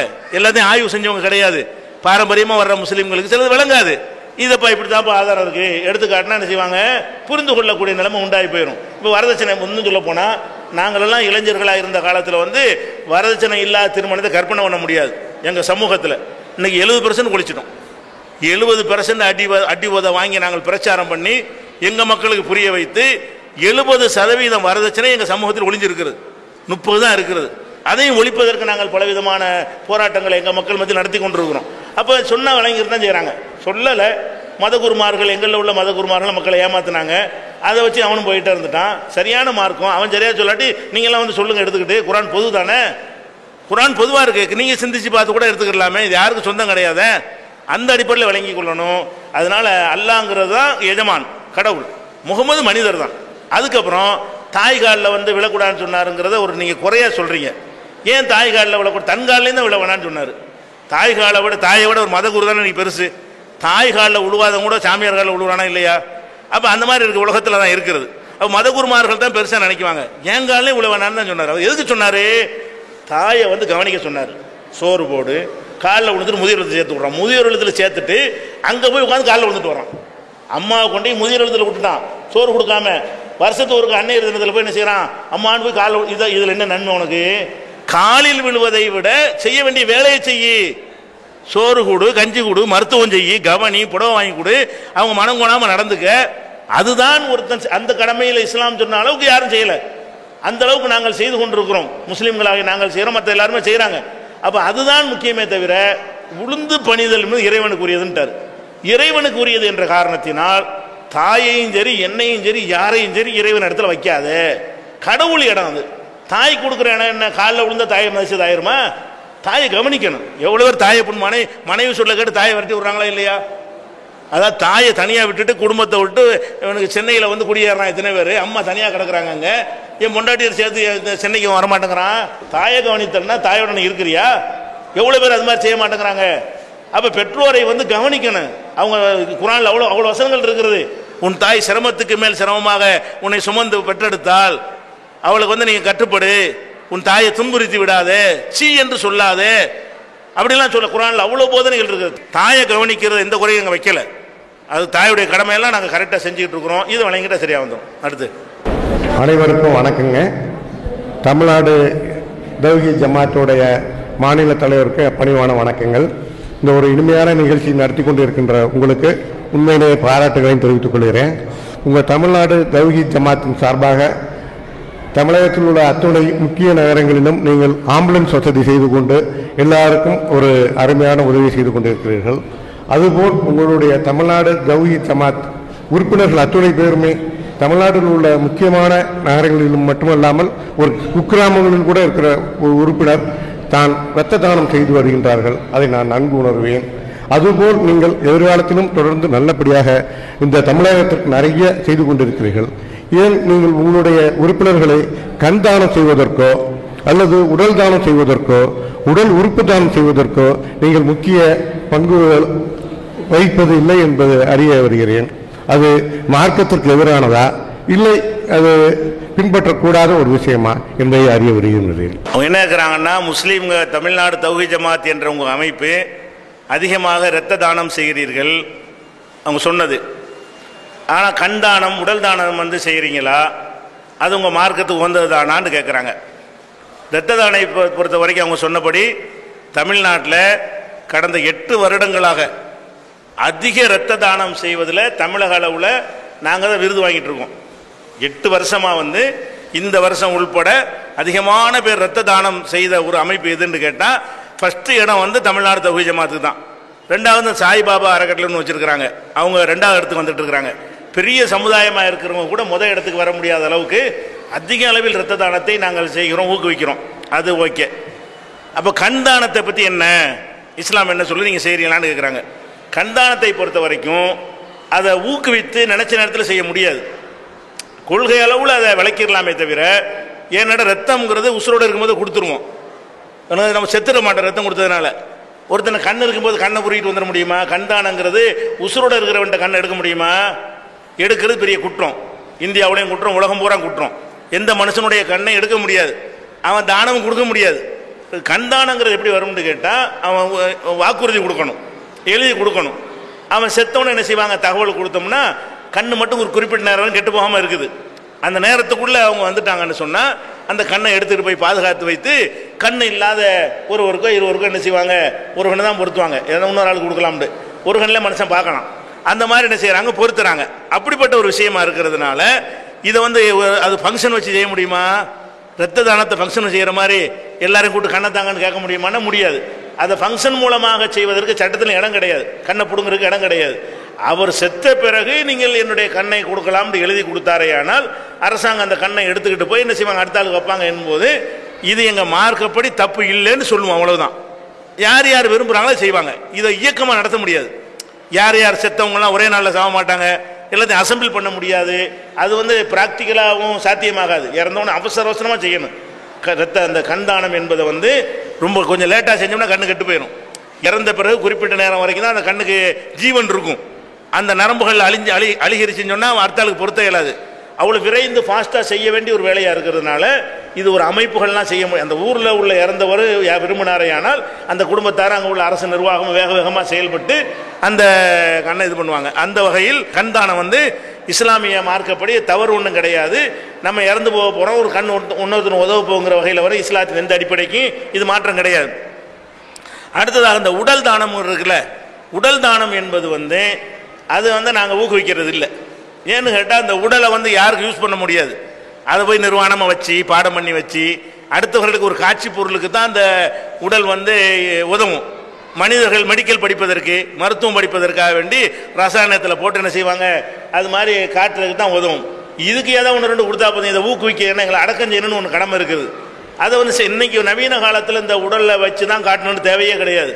நவீன காலத்தில் மனுஷன் மாதிரியே என்ன செய்யலாம், அதை செயற்கை செய்ய முடியும். எல்லாமே செயற்கை, பட்டு செயற்கை வந்துருச்சு, லெதரில் செயற்கை, சிந்தட்டிக்கு போட்டு என்ன செய்யறான், எல்லாத்துலேயும் செய்கிற மாதிரி மனித உடலையே இதே மாதிரி செயற்கை மாதிரி செஞ்சு காட்டி இதை விட தத்துருவமாக செஞ்சு காட்டி என்ன செய்யலாம், அவனுக்கு மெடிக்கல் படிப்பு படித்து கொடுக்கலாம். அந்த காலத்தில் இல்லாத ஒரு காலத்தில் உடலை வச்சுக்கிட்டு இதான் கல், இதான் வயிறு, குடல், கல்லீரல், இது இப்படி வரும் அப்படி வரும்னு சொன்னாங்கன்னு சொன்னால் இப்போ அதை விட அட்வான்ஸாக நம்ம என்ன செய்ய முடியும், செயற்கை பொருள்கள் மூலமாக கண்டுபிடிக்க முடியுங்கிற ஒரு காரணத்தினாலையும் இது வந்து மனிதனை அடக்கம் செய்யணும்னு ஒரு கடமை எங்களுக்கு இருக்கிற ஒரு காரணத்தினாலையும் உடல் தானம் வேணாம். உடல் தானம் செஞ்சால் அடக்கஸ்தலம்னு ஒன்று இருக்கிறது, அதை போய் நாங்கள் சந்திக்கணும், அடக்க ஸ்தலத்தில் போய் அவருக்கு சலான் சொல்லிட்டு வருவோம். இப்படியான சில விஷயங்கள்லாம் அது இருக்கிற காரணத்தினால அது மட்டும் நாங்கள் வந்து ஏற்றுக்கொள்ள மாட்டோம். அது பயனும் இல்லை, யாருக்கும் உதவ போகிறதில்ல. உடல் தானத்தை பற்றி ஒருத்தனை கண்ணு வந்து காப்பாற்ற உதவுது. என் கண்ணை அடுத்த ஆளுக்கு வச்சிங்கன்னா அடுத்தவன் பார்க்கறதுக்கு அது உதவ போகுது. இந்த உடல் வந்து யாருக்கும் போய் உதவ போகிறது கிடையாது, படிப்புக்கு உதவுதுன்னு சொல்கிறாங்க. அதுக்கு இது தேவை கிடையாது. அதை விட அட்வான்ஸாக என்ன செய்யலாம், நாற்றம் எடுத்து இதெல்லாம் விட்டுவிட்டு ஆசிட்லாம் இல்லாமல் ரசாயனம் இல்லாமல் சும்மா சாதாரணமாகவே அது மாதிரி செயற்கையாக என்ன செய்யலாம், செஞ்சு காட்டலாம். அதை விட என்ன செய்கிறாங்கன்னு கேட்டால் இன்றைக்கி வந்து சட்டமாக போட்டாங்க, ஒவ்வொரு மருத்துவ கல்லூரிகள்லையும் அவங்க இலவசமாக அந்த மருத்துவத்துக்கு நிறைய பேர் ஆஸ்பத்திரி கட்டணும். ஒரு மெடிக்கல் காலேஜ் வச்சுருந்தாங்கன்னு சொன்னால் அவங்க மருத்துவமனையும் சேர்த்து கட்டணும். அந்த மருத்துவமனைக்கு ஒவ்வொரு பேஷண்டையாக வேனில் கூட்டிகிட்டு வந்து அவங்க இலவசமாக சிகிச்சை பண்ணுவதன் மூலமாக மாணவர்களுக்கு கற்றுக் கொடுக்குறாங்க. ஒவ்வொரு வகையான நோயாளியும் ஆளை கூட்டிகிட்டு வந்தே கற்றுக் கொடுத்துட்றாங்க. பாடியை வச்சு கற்றுக் கொடுக்குறலாம் மலை ஏறி போச்சு. இப்போ நெசமான ஒரிஜினல் நோயாளியை கொண்டு வந்து புற்றுநோய், கேன்சரா, அது கூட பேசுகிற கொண்டு வருவாங்க. ஃப்ரீயாக ட்ரீட்மெண்ட் கொண்டு வந்து ட்ரீட்மெண்ட் ஃப்ரீயாக போயிடும், இவனுக்கு கற்றுக் கொடுத்த மாதிரி ஆயிரும். அப்படி ஒரு மெடிக்கல் சட்டம்லாம் வந்த பிறகு இந்த உடல் தானம் வந்து யூஸ்லெஸ், தேவையற்றது, பயனற்ற ஒரு விஷயமாக ஆகிற காரணத்தினால அதை நாங்கள் வந்து ஊக்குவிக்கிறது கிடையாது.